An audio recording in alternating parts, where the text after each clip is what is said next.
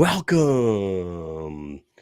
It is Wednesday night, 9 p.m. Eastern Standard Time, and it's your boys, Mike and Mish, with the Mike and Mish Show. What's up, dude?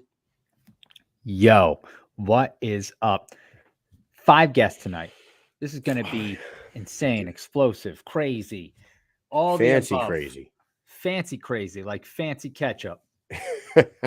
Shit's getting fancy around here. Oh man, it's gonna be a huge night. We got a jam-packed show. We loaded it up tonight because we are going to Orlando this week for BKFC 32. Where is that? That's in Florida. That is in Florida. We will be down there, so there's no show tomorrow night. So we got a 5-banger for you guys tonight. We're going to be talking to people from all over the goddamn globe. We're going to start off the show with someone coming from Australia, the one Bec Rodriguez. You guys also know her as Bec Rawlings, former Police Gazette champion. She is back 3-1 in the BKFC. She will be on in a few minutes here. Followed by Chancey Wilson, who will be fighting J.R. Ridge at BKFC 32 down in the Caribe Royale in Orlando. After him, we're going to have the current interim light heavyweight champion, Mike the Marine Richman, coming on. After that, we got the Madman, the brains behind Fight Circus and Full Metal Dojo, Mr. John Nutt, coming on. Oh, yeah. And then we're going to close out the show with BKFC's newest signing, debuting this weekend against Bobby Taylor, the 2-0 bare knuckle fighter, Gabriel, warrior of God, Freyre. Man, what a show do we have here tonight, Mike? It is going to be awesome. Stick around because a lot of good stuff's going to come out of this episode. I can feel it in my bones right now. You can feel it down in your plums? I feel it all the way down in my plums, and they got a little bluish hue, right for the picking. You get them down at the farmer's market. Yeah. Speaking of Gabriel, let the boy watch. So he can learn like I learned from my dad, like he learned from his. If anybody doesn't know what that's from, you need to get on fucking HBO and watch Eastbound and Down, the greatest comedy show maybe ever made. So good. You'll never catch it on regular TV because it's too damn bad for that. But hey, before great Will Ferrell. Yeah, we got Bec coming on in a minute here. Before we do, she's actually in the waiting room right now. So let's do a real quick shout out to our sponsor, and then we'll bring Bec in. Go over to www.guerrillawarfareapparel.com.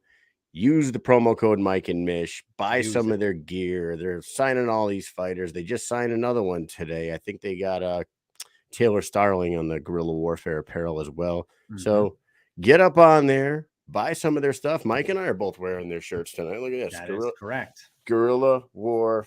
I don't know. Look, I'm not even trying to point because every time I try to point, it's always the wrong side of the screen. I don't know what's going on here. Yeah. There it is. Anyways, our first guest of the evening, the 3-1 former Police Gazette champion. She never lost that thing, though. Remember that. She is back. She is busy and she wants to stay active in the BKFC. She is calling us all the way over from Australia, and we are lucky to have her on, Miss Bec Rodriguez. Hello there. Uh-oh. Hello. Can you hear us? She's on a little bit of a delay here. Uh-oh. Bec, you're frozen. Pretty clear. Can't hear you. Very clear. We could see you crystal clear, high definition. Just can't see you, can't hear you, and you're moving like. Oh, hold on here. What do you want to do? So Bec, back out of the link and jump back in if you can. Yeah. Yep. She's gonna do that. Good job, Mike. Our mic was muted. Mike is always the technical wizard here. Yeah, it's just like NASA taught us. You just shut it off, turn it back on, and then it works. Yeah. Boom, it's that good. I think we learned that shit with Nintendo back in the day. Just bang on the side, top the top a little bit, open it up, blowing it. People used to blow when you're blowing it, but now I get older, I realize I'm pretty positive that does absolutely nothing when you blow. Dude, you remember you take the game cartridge, you go. And then you put it only barely in, just so it barely gets over the ledge, and then click it down. Remember that shit? Yeah, you just move back and forth in there. Oh yeah, there's all sorts of random shit, but the blowing in the cartridge, I'm telling you, that it does nothing. Like, think about that. Like, it doesn't make any sense if the contacts are outside of the fucking thing. It's not inside. Oh shit. Well, we're idiots. We had Bec for a second. She's going to come back on. I know this is going to work. We have a lot to talk to her about. We had, Christine Freyre on last week, and she had some fighting words for Bec. So I'm looking forward to getting her back in here. What's up, everybody in the comments? Who do we got in here? Let's say what's up to some people real quick. Of course, we got Big Ben. We got Joe Ivy. Kevin Smith Brothers. Our boy Marty Watt over in New Zealand. What's up, buddy? Marty Watt has our sticker on a Ducati racing bike. Like, I think Man's got some cojones, I'll tell you. He's got some fucking cojones. Howie Atherton, what's up? He says, "What's up, Stu Nods?" My nephew's in the house. Monica. Thank you guys all for tuning in. Just hang in there. We're waiting for oh shit, the champ's in the comments too. Miss Christine Freyre herself is in there. Yep. Guys, we had Bec for a moment. She had a little connectivity issue that always happens with live shows, and there's really nothing we could do about it. I guess I can't sponsor the show, says Slaughterhouse. God damn it. We were almost, you know what? Almost Mike, I thought we were on the verge of people liking us. Oh, so we'll have to start back over again. Damn it! Hit the fucking reset button and get Here back we go. on Here it. she comes. Here we go. This time we're gonna hear her. I have a mic muted problem right now. If you hear us back right now, it says that your mic is not hooked up. So I don't know if you're going through your phone or what. Yeah. That's what it is. So there we go. There it is. There it is. All right, let's add her in. I'm trying, Mike. Stop yelling at me. Jesus. Hi, Bec.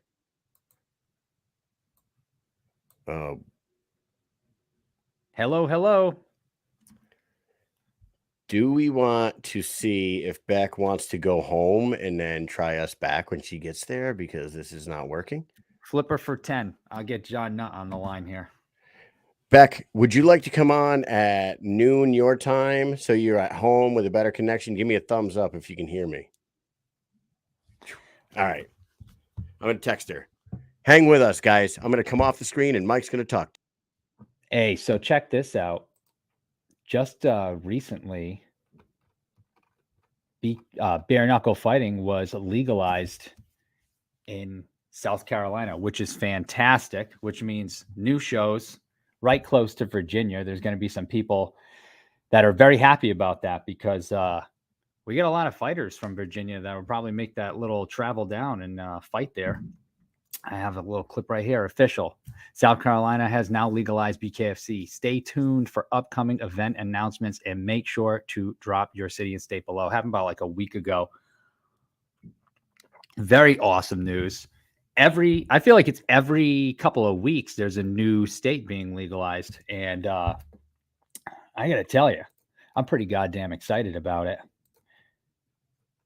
Kyle's right now is texting. I can see him. We're probably going to try to get John Nutt on here. That is exactly what we're going to do. Bec is going to swap with John Nutt. Mike, get the Madman on here, would you, guys? So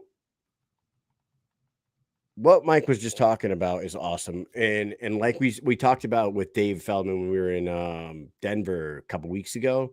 He says we're going to be in what, like 26, 30 fucking states next year. It's going to be a matter of 2 years before it's in 90% of the states in the United States, and everybody's going to be loving this shit. It's one of the best combat sports you'll ever see, especially live. If you're not catching one live, you're doing yourself a disservice as a combat sports fan. It's fantastic. I love it so much. DJ Tony's in the house. We have an unbelievable card this weekend that we can talk about a little bit. Yes, we can. I'll pop it up. Pop it up here, dude. Gian Herrera versus Reggie Barnett in the main event in a bantamweight bout. You guys remember the Herrera fight with Abby Velasquez? Like, Gian Herrera has a lot of experience. He's a very, very technical fucking fighter, and he went in there against Abby Velasquez, who was a seasoned veteran, in bare knuckle, and he, not to put the man down. He fucking mollywopped him that night. It was a impressive performance by Herrera. And we're going to get to see him jump right in there with one of the best, an OG of the game, Reggie Barnett.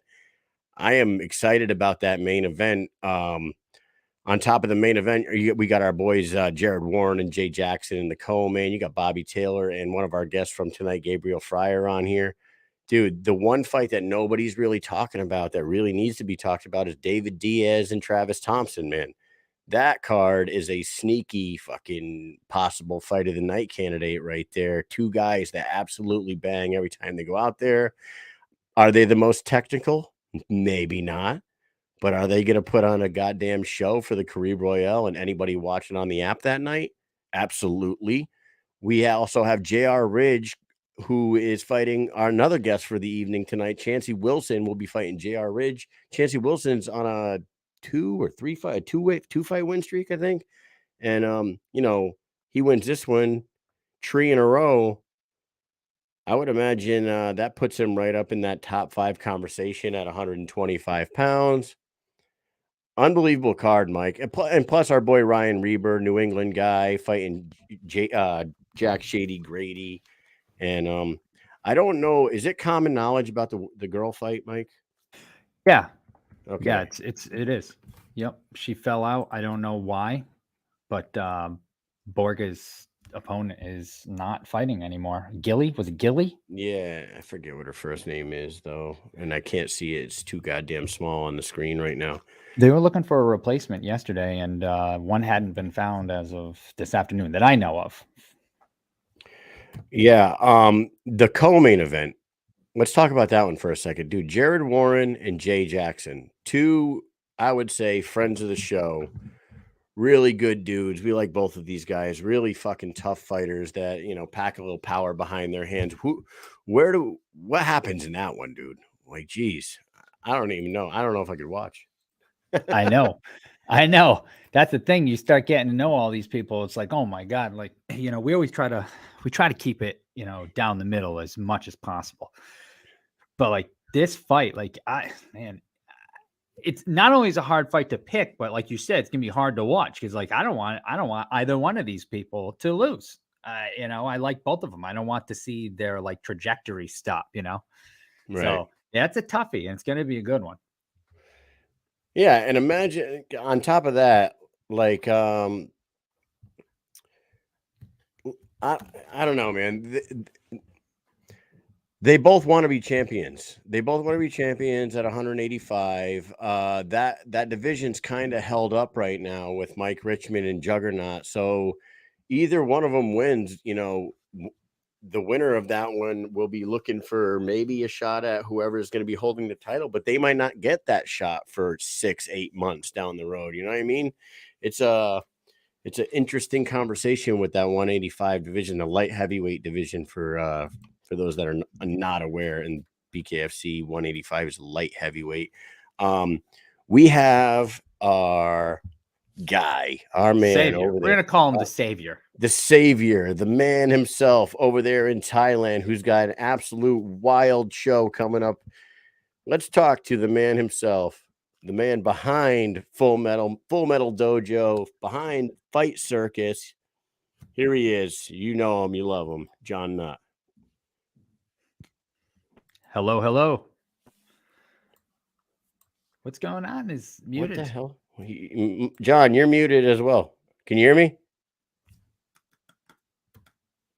Oh, man. Hold on. He's muted.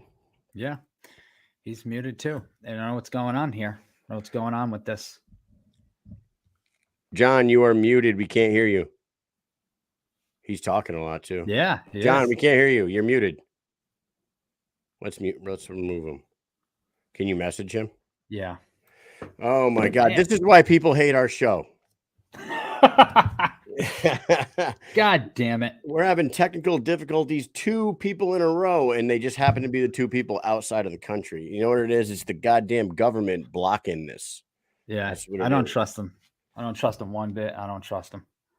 Did you text him? Yeah. Text him, tell him to go out and come back in. Yeah, you hear us, John? Can you hear us? Yeah. See if you can back out and come right back. This is goddamn silly and stupid. I think this is a first for the show. Okay, Two people in a row. 2 people in a row. Look at Big Ben says, "I love the show. Reading lips is what I went to college for." This goddamn guy. Yeah. Yeah, Hey, yeah, listen. yeah. This is the beauty of doing a live show. It's not good. Susan says nobody hates your show. If Jessica Ling says, "What is this fucking amateur hour?" That's exactly what it is. That's what it is. We're trying. Right to your local trying. Congress people. You guys, and this tell is them. what is this? Episode 159. We've never had this shit happen before. I'm having a beer tonight. It's called Dogs and Boats. It's from Beard Brewery down the street from my house. You know what this thing is? 9.1%. Oof, Camarón. Oh, that's nice. That'll give me a nice one. Yeah, go Combat says Bush League show. I know. You guys, we might be moving on to Chancey in a second here, and we'll just roll with the punches, I guess. Yeah. Do you guys know what's going to be on this Fight Circus card that John was going to talk to us about? Do you guys have the very first fight is any insane. fucking idea? Do you have any clue what is on Boats and Hoes? Yes, yeah. Let's all pray and cross your fingers and do all that good shit. What's up, Mike and Kyle? Mish says Patrolman. Let's go. Here we go. John, can you hear us? What the fuck is going on here? Do you have your Bluetooth on your car on or something? Because this is not working. Failure across the board. We can't hear you. Yeah, it's not working. Oh boy.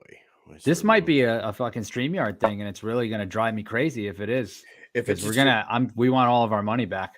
We want all of our money. Send me a link to join, Patrolman says. Oh man, we might actually have to do that.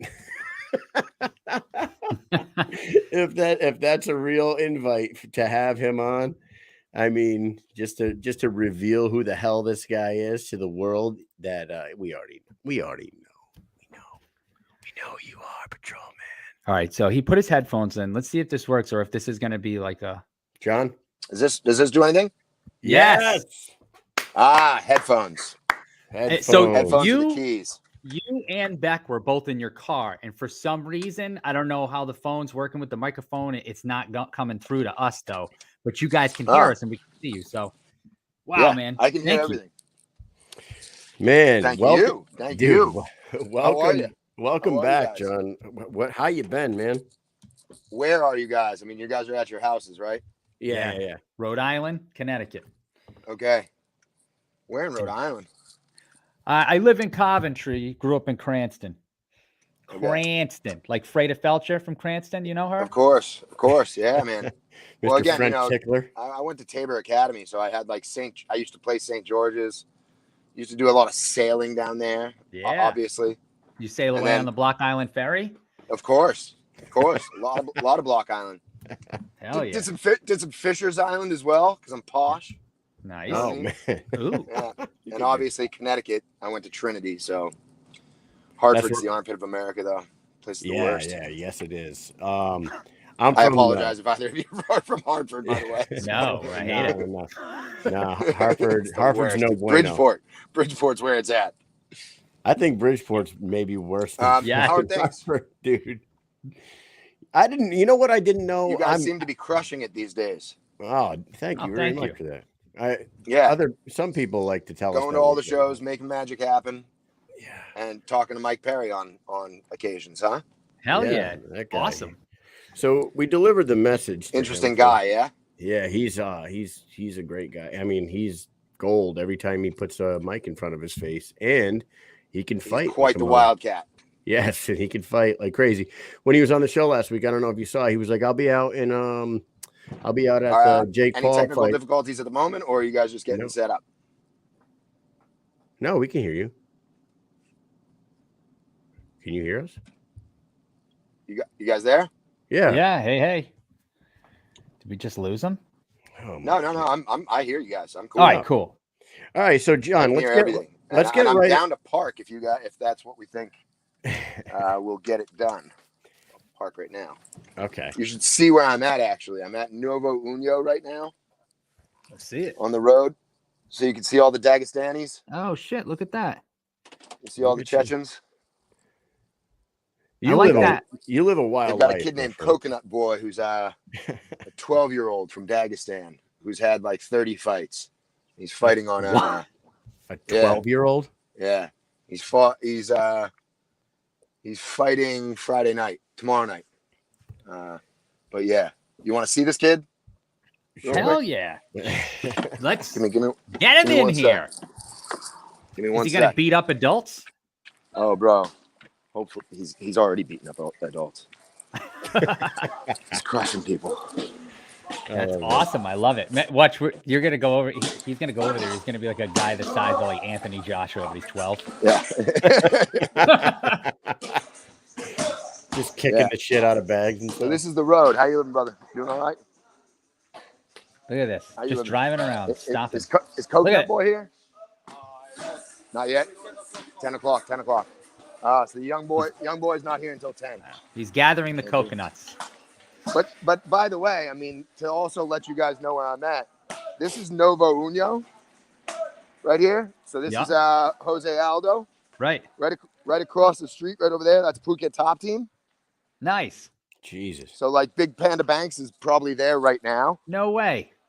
I mean, let me The do main this. event fighter. Yeah. I gotta move my car because my kid's in the back, so I don't want to be like the most irresponsible parent in the world. Yeah. But Tiger Muay Thai is right up the road. Unit 27 is right there as well. So like right now at Tiger Muay Thai, like who's there? Darren Till, Brandon Laughlin, Darren Johnny Till Walker is at Johnny Walker is at AKA, which is right up the road as well. So like loads and loads and loads of fighters are coming back because October 1st was the reopening of Thailand with no passport, no restrictions, like issues. Yeah. No COVID control, no nothing. Wow. But if he's here, if I can see him, there he is. Like Here, that. look. Fucking hate that COVID stuff. Oh my god. Yeah. Darren So Till he just is. got an injury in his eye the other I'll day. go over and turn around and say hello to Panda Banks for you guys, though. Panda Banks is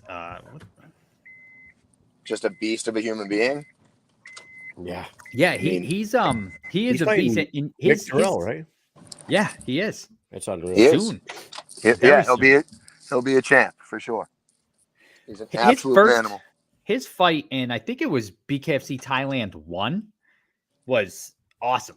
Like, we watched it in the airport. Where the hell were we coming back from? We were coming back from an event, and that event was on like the very next day, bright and early in the morning, and we're in the fucking airport watching that shit. Right. Oh man, he had a good knockout in that. I can't wait to see where he goes. I think it's awesome that we talked to him so long ago, back in when we were in Birmingham for BKFC 17. We did a live show from Alabama talking to Panda Banks. First time we ever talked to him. And here he is, main eventing a card. And he was like, one day I'll be in BKFC. You'll see. Yep. And he's main eventing a card in the UK. Yep. He's here. So this is the boy right here. There he is. Right there. What's up, man? How you doing? This is Mike and Mish over there. Give What's it up, a big man? here. Tell him we'll get him on soon. Give that a go. How y'all doing today? What's up, man? buddy? You good? You getting Oh, ready? yeah. You getting ready for some Terrell? What y'all up to? We're just talking to the Madman, John Nutt. You there? Can you hear me? Can you hear us? Yeah, I can hear you. We were just saying hello because we're talking to John, and John's just, going from gym to gym, and you just happen to be here training, man. So we were saying we got to get you on. We got to get you on before you main event in UK. So Yeah, sounds good. Just let me know. We can set a time up. yes, sir. Absolutely, man. We're looking forward to that main We'll event get for back sure. at it, all right? Yep. You're coming this weekend, yeah? Yeah. Look at the life this guy, John. I'm doing Nutt's pizza living. tonight. If you want to come by. They're doing pizza. Pizza night, guys. It's $5 a person. John, hey. Pizza night. So this is my boy Dang right here. One of my first trainers. There's Panda Banks' trainer. So I mean, yeah, it's all happening here in Phuket, literally drive down the road and run into a bunch of superstars. That's, We gotta get that's, our that's ass over incredible, man. We need to get out there. We got to get out there and check this place out. It's true. You know what I mean? Yep. I like turtles. Yeah, who doesn't like turtles, right? Hey, John, Yeah, man. we got to Pretty talk wild about here this. at the moment We got to because talk about again, this. like, you guys will actually on just a Nat Geo note. Right now, oh, excuse me. Ooh. Right now, no, doesn't need to be paused. Okay, so the crazy thing for you guys, because you guys are military, is that when October 1st happened, the floodgates opened. And so the south of Phuket, where I live, Rawai, Naiharn, this area, Geelong, we now are joking about it every day. This is like little Odessa. Basically on October 1st, when everything became open, half of the Ukraine and half of Russia decided to come into town. They basically, again, anybody that has a little bit of wealth and that could travel from either of those countries don't want to be drafted, right? So, like, what has been really, really bad for Russia and the Ukraine has been really, really good for tourism in Southeast Asia. I have loads of people in the tourism industry here that are like, oh, it's so bad, and Putin draft, and so bad, but really good for us. But really, really good for us, you know. Like, It's crazy. So it's been really wild. And like, I mean, 2 nights ago I had another pizza party because I have a new pizza place, and it was just filled with Russian and Ukrainians, and all of them got along. None of them care about politics at all. But it was really interesting seeing all these guys mix it up and then talk about like how their families were doing back. I hired a 21-year-old Russian kid for like nothing, for like shekels a month. But he can't get a job otherwise. So he wants to become a DJ and an entertainer. So I'm helping him out. Nice. Do you have a ring? Do you have a ring inside your pizza place? I can hear you, but you're muffled. Oh. You got to speak up a little bit, I think. Do you have a ring inside your even pizza there. place? No, nothing. You can't hear me. You know, it's this goddamn StreamYard, I think, is what's up. You can hear me fine, though. Can hear you fine. Just can't so hear him. wild. We're dealing with the weirdest issues that we have never dealt with before. Like with all the episodes that we've done, it's got to be something with the software because they've been having issues lately, and they've been sending us like updates.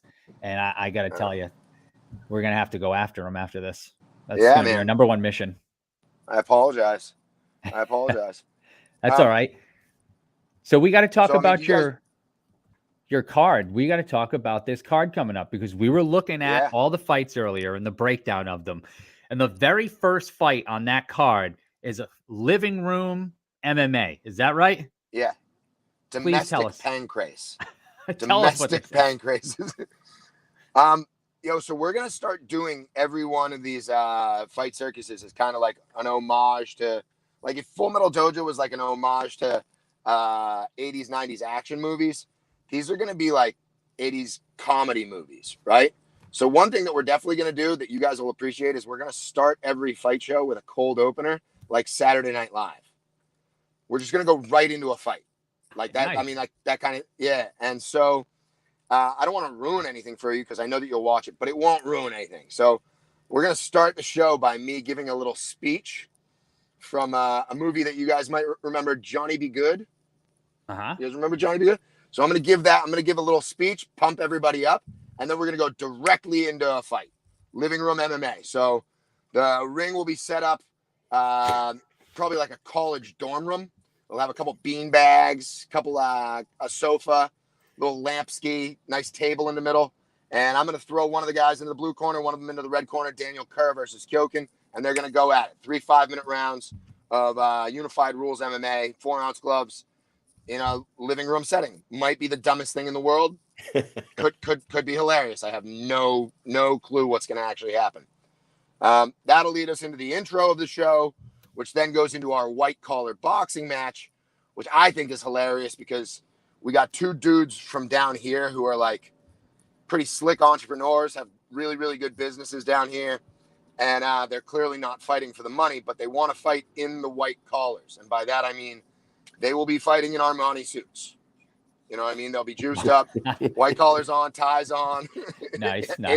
8-ounce boxing gloves, 5 2-minute rounds. And that's like us making fun of Dave Portnoy and Rough and Rowdy. We're just going to be breaking their balls. Right? Okay. Yeah. That then moves into Siamese twins kickboxing, which I think for the first time, we're going to do it really right. We've got a guy named Happy Jack over here, Peter, who's put in some sponsorship cash for these guys. So the uniforms are unbelievable. We actually have a 2-headed shirt that only has 2 armholes, right? And they'll be going. A lot of people call it crab boxing because they got the 4 legs going with only the 2 arms. Nice. But either way, they're going to be attached. The best part about that on like again, straight up comedy is we're going to try to get in touch with Nick Newell or Jay Peacock and have them go. And if they're on the wrong side, they're on the wrong side. You know, it sucks for them. But don't you think those guys could be sluggers if they're on the left? You know what I mean? Dude, can you hear me now?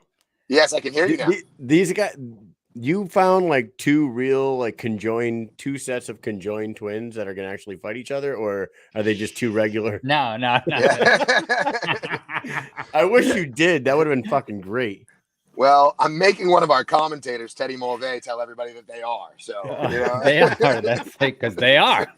No, he's going to knock them out. He's going to give them a little cocktail in the beginning, and a doctor's going to perform surgery. And when they wake up, they'll be in the ring. How crazy, right? I love that it's called couples therapy too, right? That's what Oh yeah, it is. Well, so the 4 fighters that we have in that though are like rivals from different gyms here on Phuket.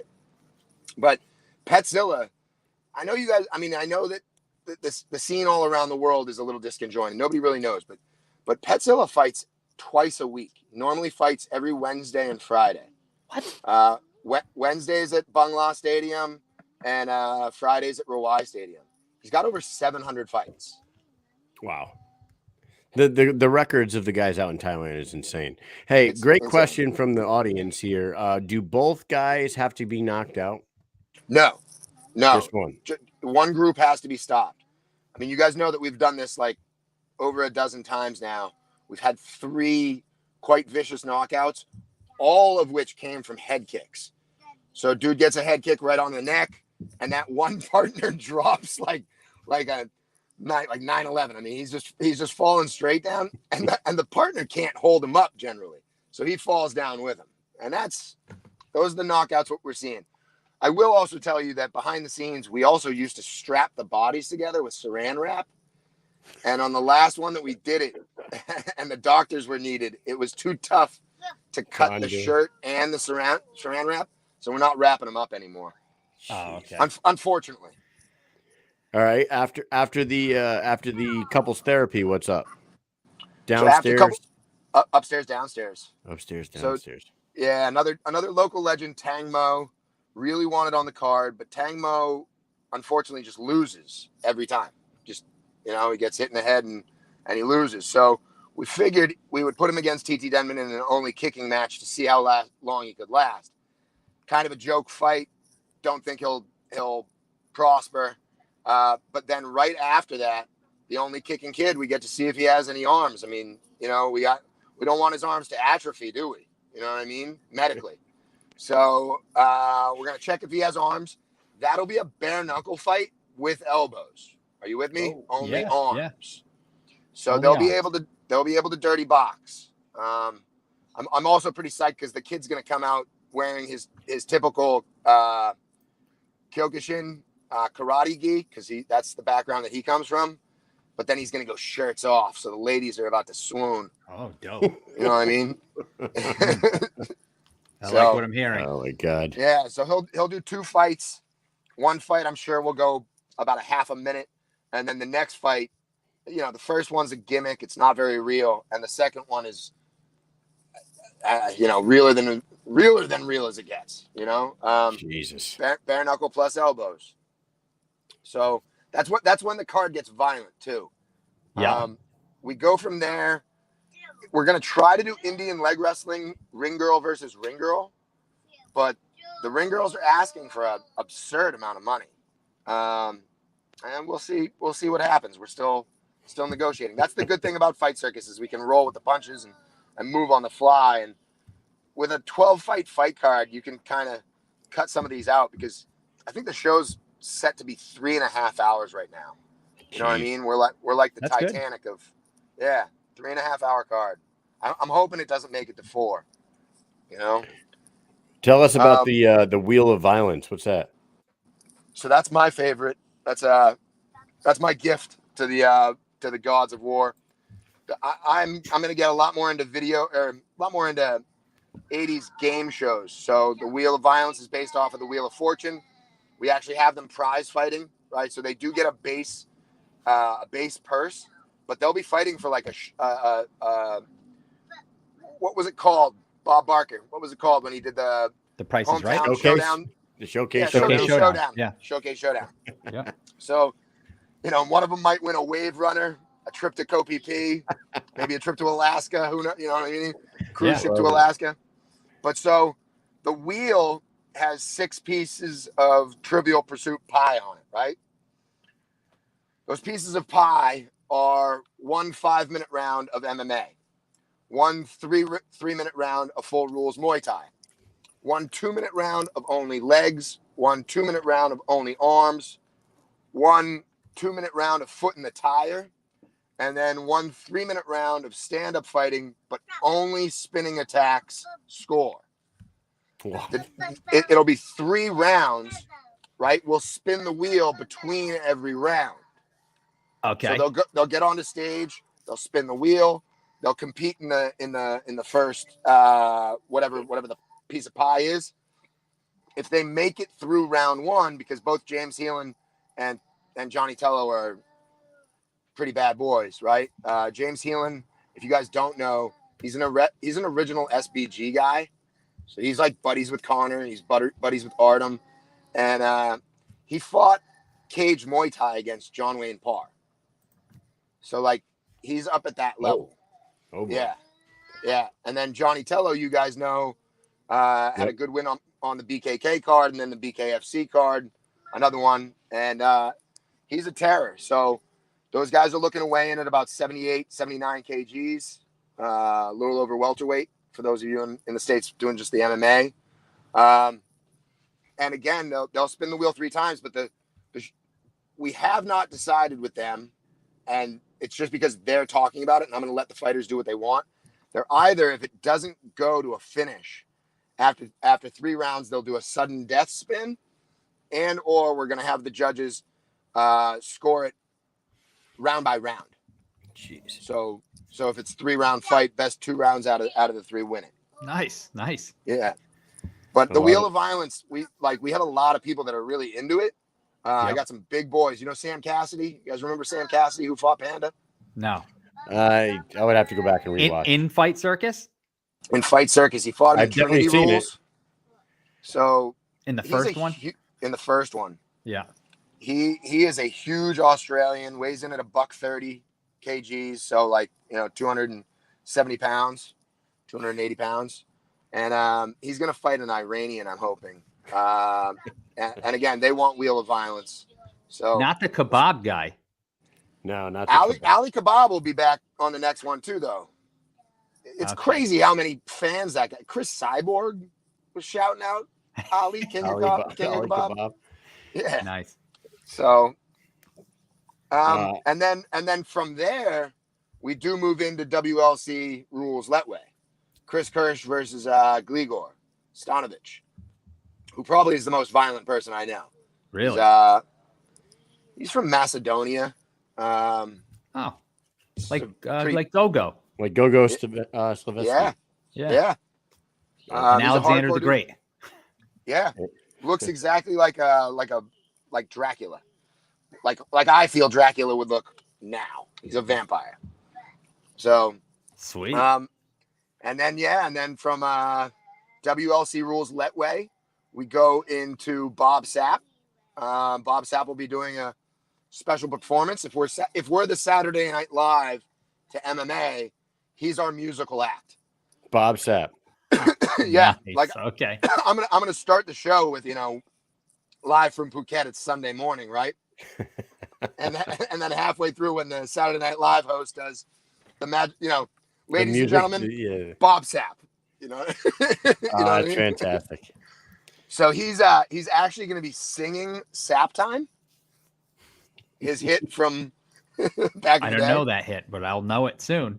Dude, Google it. He's like it was so much bigger in Japanese than the English language. So much bigger. I was huge in Korea. He's huge everywhere. Yeah, yeah. Yeah, he's huge. Yeah. He's 310 pounds and he's 8% body fat. Jesus. Yeah, I actually was his waiter at Mohegan Sun Casino when I worked at the casino 15, 20 years ago, whatever it was. Okay. I was his waiter, and that dude, I'm not even gonna go into it, but that fucking dude ate more food than anybody I've ever seen in the restaurant, and he drank like 3 pitchers of sweet tea, just like straight from the pitcher, just fucking. That's funny. He's the only one. He's the only fighter that I've ever actually had to deal with when it comes to a per diem. He needs to know what he's going to get to eat. He needs to know, like, you get me, right? I mean, like, because the guy eats tomahawks like they're lollipops. I can just imagine. Yeah, it's pretty He cool. was He'll also massive. not afraid to drink like a ladle of hollandaise sauce. The guy smells like gout. You know what I mean? Oh, gross. You can just take. He drips diabetes. It's amazing. All right, John, we have 4 other guests we have to get on tonight. So let's talk about your main event and the fact that you're going to maybe even be fighting on this card. Talk about it for a second. Oh, I'm fighting. You are fighting. I'm fighting Banking No Money. And I mean, this was a bar joke that turned into, after every one of these shows, when Will Chope like almost ripped their heads off last time, it got a little dangerous. And everybody was saying, yeah, of course, a taller guy can just go over and guillotine them. And everybody was like, yo, but it's 2 dudes. Banking No Money aren't a joke. They can fight. And I basically was like, I don't think they could beat anybody bigger than them. And my team was like, well, would you fight him? And then it became like I'll fight him. And then that went from being a joke into like, yeah, now I'm going to fight them. You know what I mean? I am not worried about getting injured. Like there's 2 ways about going about this. There's the way that's like, how do I look at it for real? How do I look at it for real? I'm like 115 kgs. I'm like 245, right? And I'm 6'3". I'm a big guy. And they're both about 5'6", 5'7". And they both weigh 66 kgs, 145 pounds. So I really do think that I'll be able to just push them away enough to make space to be able to lay a little leather on it. And that's kind of my game plan, is to go in there similar to Panda Banks when he was fighting the 3, push everybody off, and then score the W. I will tell you, on the joking note, like if I want to be not serious, then I'm going to rip these 2 wimps apart. I'm going to absolutely crush them. I can't wait for it. They're so scared, right? And on another joking note, I've heard that they're going to come in overweight. You know what I mean? I've heard that they're not going to make weight. And if they don't make weight, then I'm putting a clause in the contract that we're going immediate rematch in it. So if they beat me in the first round, we're going immediate rematch. So I get another go. Oh, nice! You get a second shot. Second shot at redemption. Yeah. So, and there'll be some surprises, of course. There'll be some surprises. People won't know what's kind of going on. It'll be very confusing. I'm sure that some of the people that are fans of Fight Circus, like Mary Jane, and if they smoke it, they'll laugh their faces off. So that'll be good. Well, John, and the past events were streamed live on CamSoda, but I believe that's not the case anymore. It's on Fight TV this time, right? Yeah, I know. And there are some people that are pissed off that we're not having finger blasting on either side of the either side for you. There's no girl. Yeah, I know. Can't have everything. I see. CamSoda is clearly the dominant streaming platform in the world right now. Yes. Right? They're the number one. We moved over to Fight TV, made it free for everybody. I think that it's actually going to be on the Fight Circus YouTube channel at the same time. But Fight just was very nice with us, hooked us up. They see the longevity in it, and let's face it again, like there's only so much room you can grow when there's only so many people that can watch, right? Exactly. And everybody that's on board with this now, because it's kind of out of my control, to tell you the truth. They all want it to grow and be bigger and move it to other places around the world. I mean, there've been talks that we would try to do like 6 smaller shows, like Thailand and Phuket will be the place where that's our SmackDown, that's our Raw, right? That's our Dana White's Contender Series, right? And then our pay-per-views we would look to do in Mexico. Nice. Tulum, Mexico. We're talking to people in Belize. Like, why are you talking to people in Belize? Because I want John McAfee to fight on our card. Some people might say he's dead. Some people might say he's not. You know, he's down there somewhere hiding out with right? Correct. John McAfee versus Tupac. You just called it. I can't believe you knew. I knew. Yeah. I'm a wicked smart guy. So so we're gonna look to grow it and move it. I mean, we got a lot of different. Still gonna bring paintball guns into it. December we'll have more phone booth fighting and more Karjitsu for championship belts. Awesome. Cups. Oh my god. Yeah. So it's all looking good. If anybody that's watching this show has never seen a Fight Circus, get on YouTube, watch all the first 3, and then prepare yourself for this weekend because it sounds like it's bigger and better than ever. John, you are an absolute madman. I love your vision in this sport, dude, for real. And you're turning it into a different form of entertainment that we're not used to, and we are definitely going to be tuned in. Well, got to get creative. There's not too much creativity amongst these mixed martial artists these days. We have fighters in the comment section right now. Jessica Link, who fought on BKFC and BYB cards, she says she wants to get in on some of this shit. There was somebody earlier tonight too that said I'll have to go back, but in the comments, I mean, you got fighters that are willing to come out there and fucking do this shit. So Chris Lieben was just talking about how if I lose, he wants a shot at banking no money. Yeah, I'd like Chris Lieben. I'd like to see how Chris Lieben would do against 2 people. Yeah, you know, I think. You guys want the real fun shit, real quick? Can you give me one more? Go ahead. So in the future, we're going to try to pick up all like the people that have drama in the UFC. So let me give you an example. When Aspen Ladd loses and gets removed from the roster because she can't make weight, I'm going to bring Aspen Ladd over to Thailand to have a hot dog eating contest against Joey Chestnut. She doesn't have to worry about it. When Melvin Gillard can't get, sanctioned in Denver or one of these other places, I'm bringing Melvin Gillard over here for a shin kicking competition. There it is. Right? We don't have to worry about CTE with you anymore, Melvin. You're just gonna have to kick each other in the dick.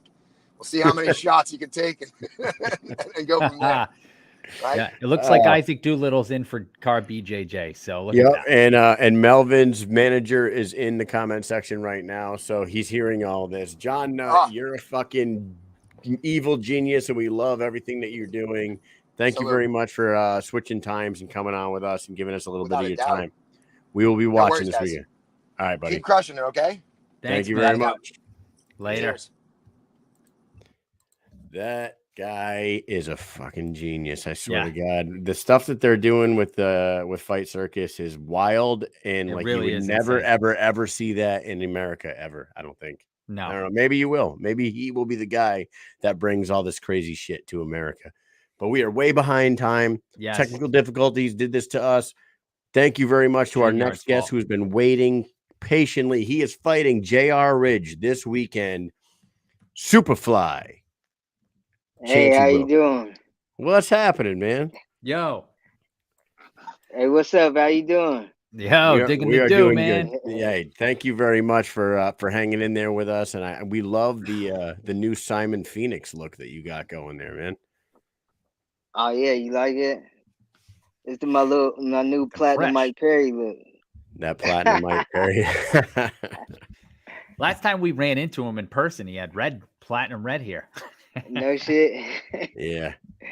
So what's up, man? How you doing? You are you're on a 2-fight win streak. You are going into a fight this weekend against a very tough kid, JR Ridge, and you know, a third win in a row for you would really plant you probably in that top 5 top fighter in the 125 division conversation. What do you think?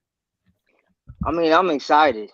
You know, I mean, looking at it, I mean, it looks like the fight of the year, but I mean, really looking at it, I mean, watching the 3 fights that JR Ridge had, I mean, it's hard to say what he want to come with. I mean, you know, looking at him on his first couple, like his first fight, definitely his last fight, he looks phenomenal. Like it looks like a tough fight for me. He's bigger than me and he's fast. I mean, it looks like a tough fight, but it's hard to say that when those 2 opponents really didn't, you know, they're amateur, you know, so Right. it's hard to say, you know, Well, this could be a fight that's over in the first round or it be fight of the year 5 rounds. So it's hard to tell.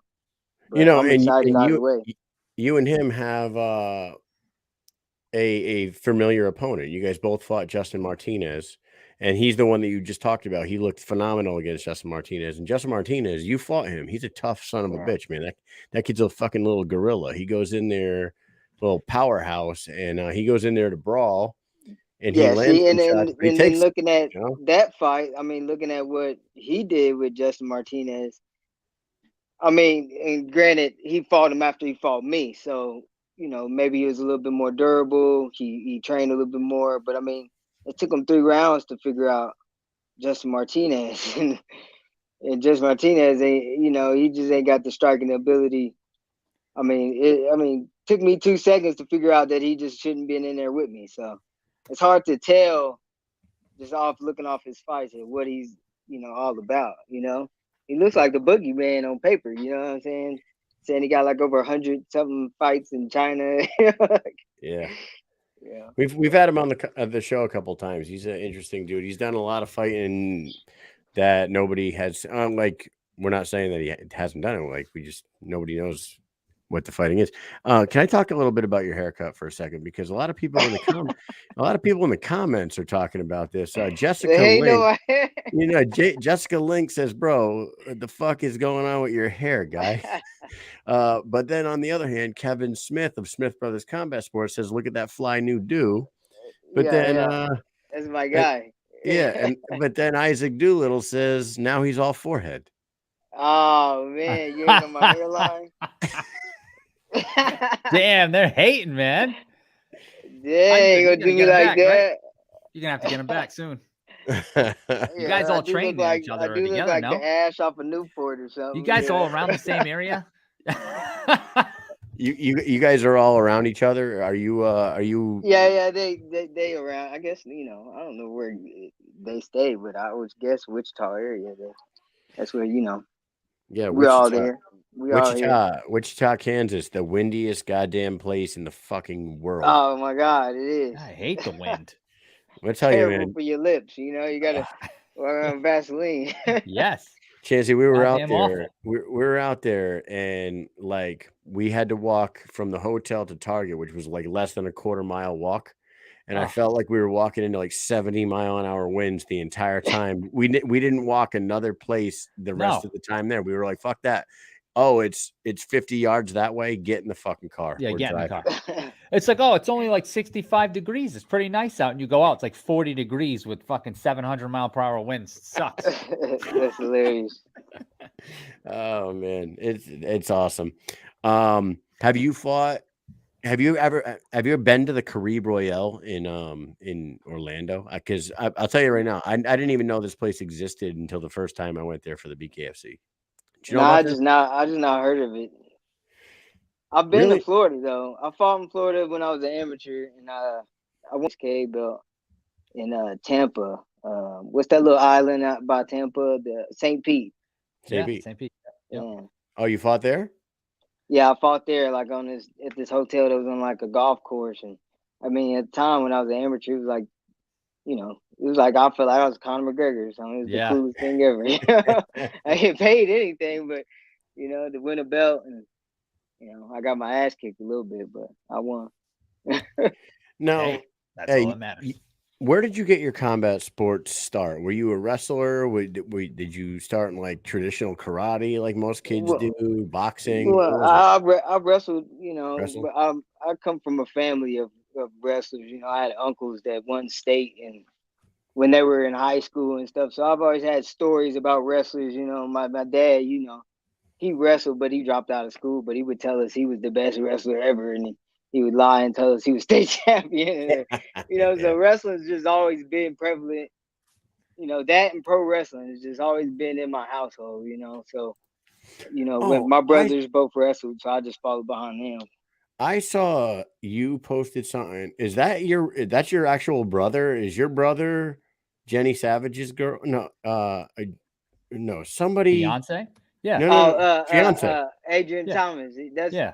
Is That's that your actually brother? the Or guy you that just got call him your me in brother? MMA. Yeah, that's my brother by another mother. That's my Okay. best friend. You know, that was my practice partner when I was in high school. And then of course Jenny Savage, she wrestled with us too as well. Yeah, You know, because we all went he's a to pro wrestler now. yeah, He's a we professional wrestler.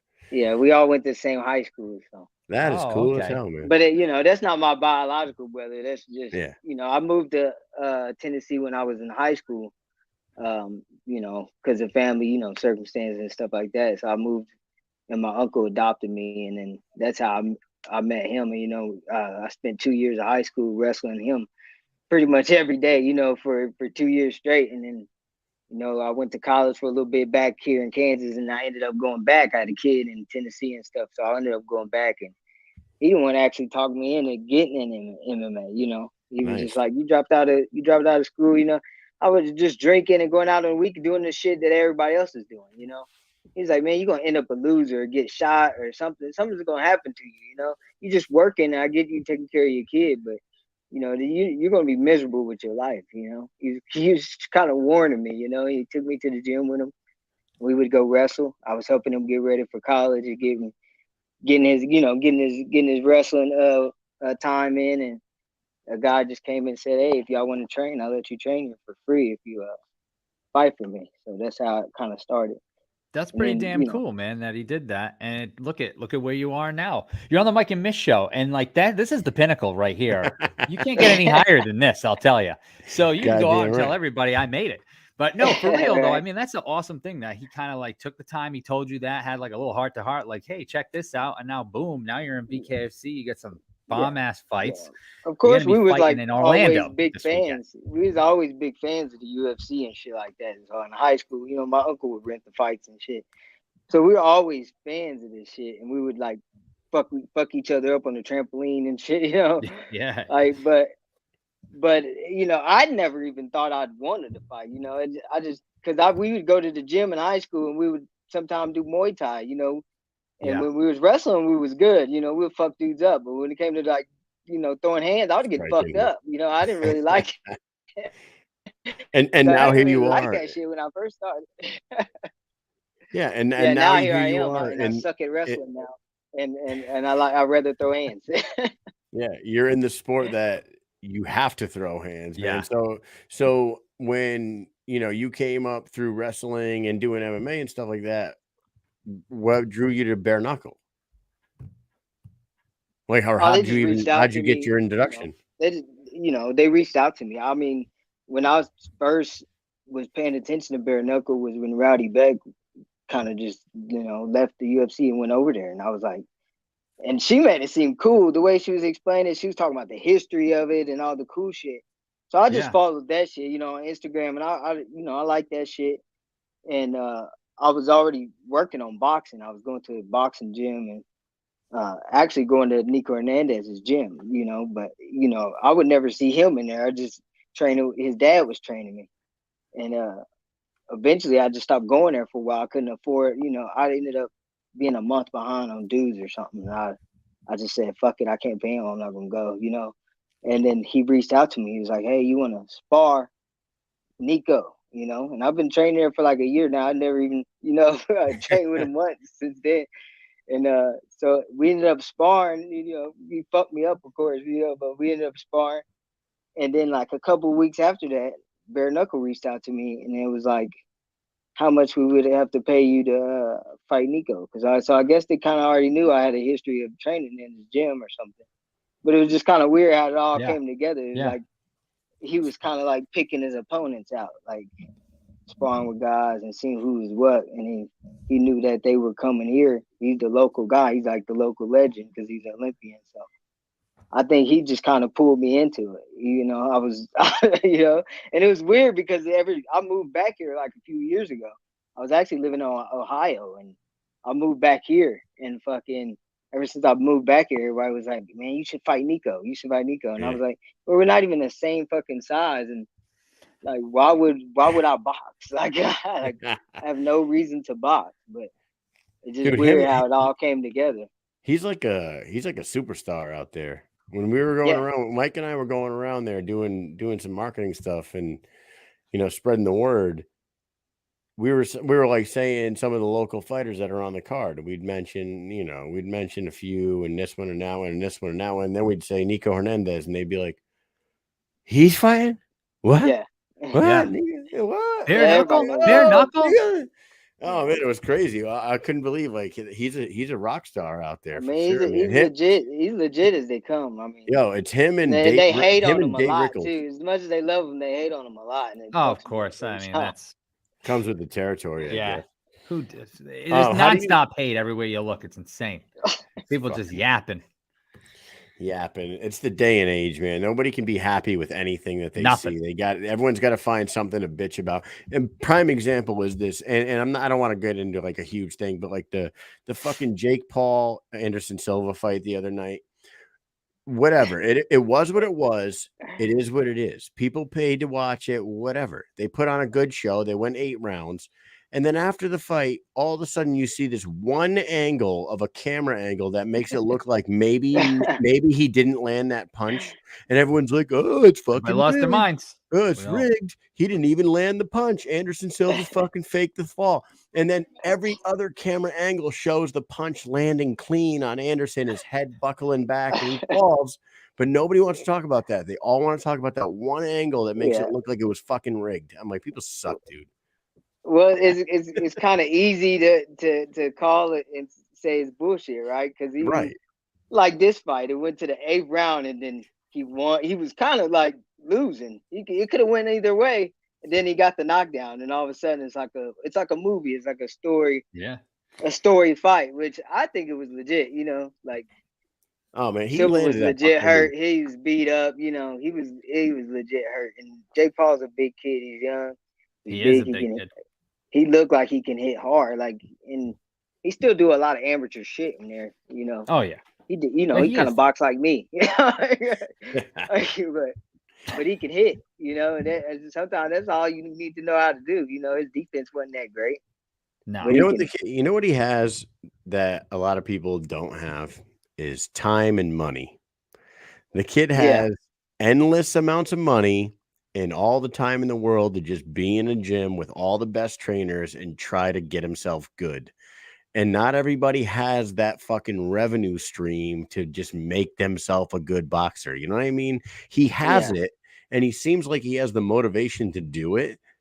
So good on him for trying. I mean, he's a fucking tool. Let's not joke around. But anyways, forget about that. Real quick, we're gonna do before we do a game with you real quick, and then we're going to get you out of here. How do you see this fight between you and JR Ridge Saturday night playing out? You've seen his fights. You see what kind of a kid he is. A tough, strong kid, small. How do you see it playing out? I mean, like I was kind of saying at the beginning, you know, like when we started talking, I feel like I could get him out of there in the first round, or it could be a 5-round fight. You know, I feel like if I could drag him to deep water, I'm gonna out cardio him for sure. You know, I could sit and stick and go 5 rounds with him all day, but I'm gonna try to get him out of there. I'm gonna try to do the same thing I did to Justin. You know, just first round. I mean, I'm gonna try and just nail him with that one shot and end it. Take him out. Listen, for anybody that's watching, that's going to be tuning in this weekend, You pay attention to this one because there's a lot of speed and power behind these 125ers right here. Oh yeah. And they are both in there to end a fight early, so it should be exciting between you and JR Ridge. Possible fight of the night candidate for sure. We're gonna play a little game with Chancey Wilson called How Many Chances? There's a little game. We're gonna give you three scenarios, and all you gotta do is just how many chances. Ready? First one. If you don't like food you get at a new restaurant, how many chances are you going to give them before you stop going there? You go to a new restaurant, you try some food, it fucking sucks. I probably wouldn't even try the food if it sucked. If I look at the menu and it don't even look like it's hitting. No, I ain't going, man. One chance. My money. Done. You know, I could spend that at the. You had me here. You might as well keep me. That's it.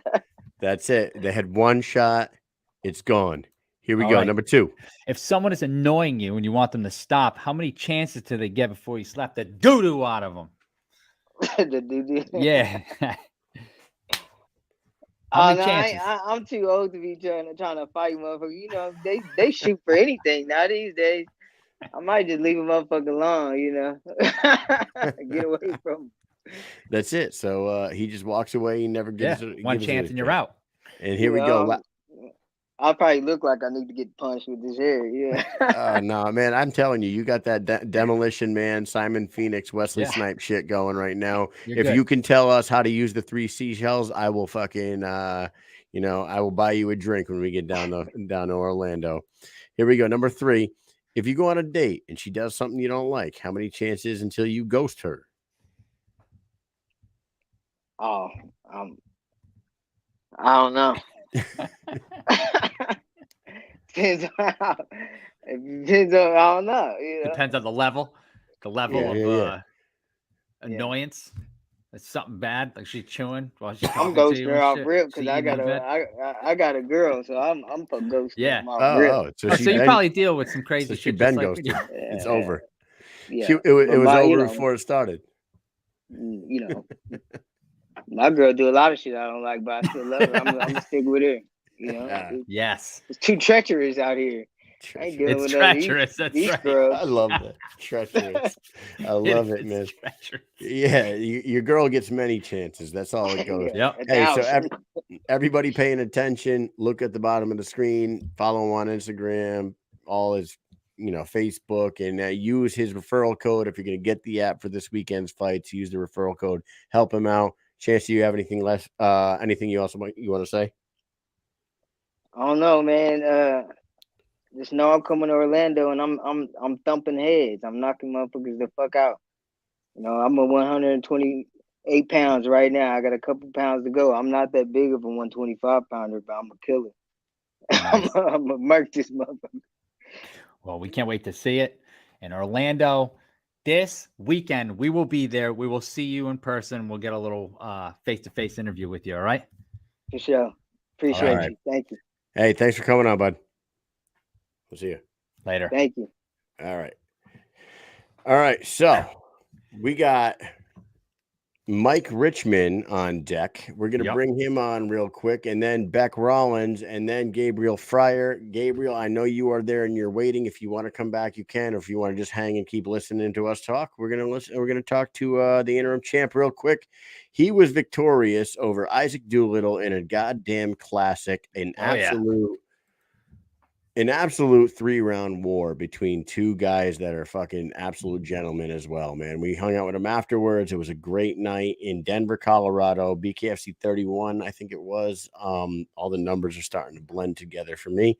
But here he is, the Marine, Mike Richman. What's up, buddy? Hey, what's up, guys? How you doing? Hey, what's happening? Look at this guy, looking dapper. What is that? What is that, velvet? Got the That purple velvet. Yeah.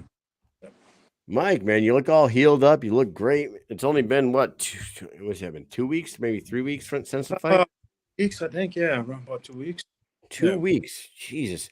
The more I see, like, You guys, you fucking goddamn pro fighters are like superheroes, man. You got like this super serum that makes you heal up faster than a normal human being because Yeah. there are some guys and females that come out of these fights that just look like absolute freaking wrecks. And you didn't, but you had some swelling going on and you had some swelling around you had black around. What's that? I definitely look like I stuck my head in a beehive for sure. Oh Right. Yeah, I never look like that. Man, let's talk about that fight for a second, man. Yeah. If anybody hasn't seen this fight, guys, you are doing yourself a disservice as a combat sports fan. Go get on the app and fucking check this out. Mike was the odds on. I don't know if he was a heavy favorite, but a lot of people were basically, this is Mike Richman's fight before he gets to Lorenzo Hunt. Kind of almost writing off Isaac Doolittle, but Isaac Doolittle was the current number one contender in the 185 division. Now, this guy came out and gave you one of the hardest fights that you've run into in your maybe in your whole career. I don't know. Let me know, man. Was this one of the toughest fights in your whole career? No, absolutely. I think it's up there. I had to dig the most deep to really kind of go to a place. The only other that I've had to really dig super deep like that for a win would have been against a guy named Popo Bazeja there was the featherweight tournament in Bellator back in 2013, 2012, 2000. I think it was like my second tournament. It was the semifinals to go to the finals of the featherweight tournament. It was against a guy named Popo Bazeja, and I had to like dig deep for that third round to try to rally and get the decision win. So, but I think it was still even above that, just because of just other little factors and variables. Doolittle caught me, and he had me, in quicksand. He had me in some quicksand. I had to try to recover and do the best without getting knocked out. You answered questions that people had for you. You know what I mean? Like a lot of people, you hadn't faced any real adversity in your bare knuckle career at that point. Going past one or two rounds, you hadn't really done that.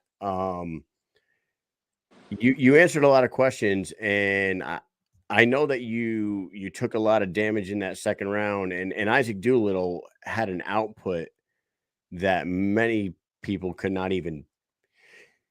You took it, right? A lot of people can't take that kind of output, but a lot of people can't even give that kind of output. Isaac Doolittle's fucking gas tank in that second round, his arms never stopped moving, and I think that the strike count, he threw 160 punches at you in 2 minutes. You answered a lot of questions there, man. Talk about Isaac Doolittle, and were there any surprises from the Honey Badger in that fight? When you get to talking about answering a lot of questions, I don't think there was many surprises. My biggest surprise, I guess, would have been for me. I landed a couple of clean shots that landed quickly in the first round. There's shots in bare knuckle that you land. Excuse me, give me 1 second. I'm sorry. Sure. Oh. Detail.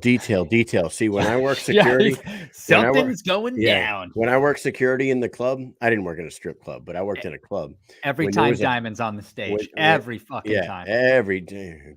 Ladies and gentlemen, give it up for Diamond. Remember that, Mike? Every strip club MC sounds exactly the same. Sorry. No, so that wasn't a fight that you had said to react to. Okay. No, I wasn't. I wasn't running to that. I was surprised by. I guess I shouldn't be surprised. He's a bigger dude. He's a tough dude.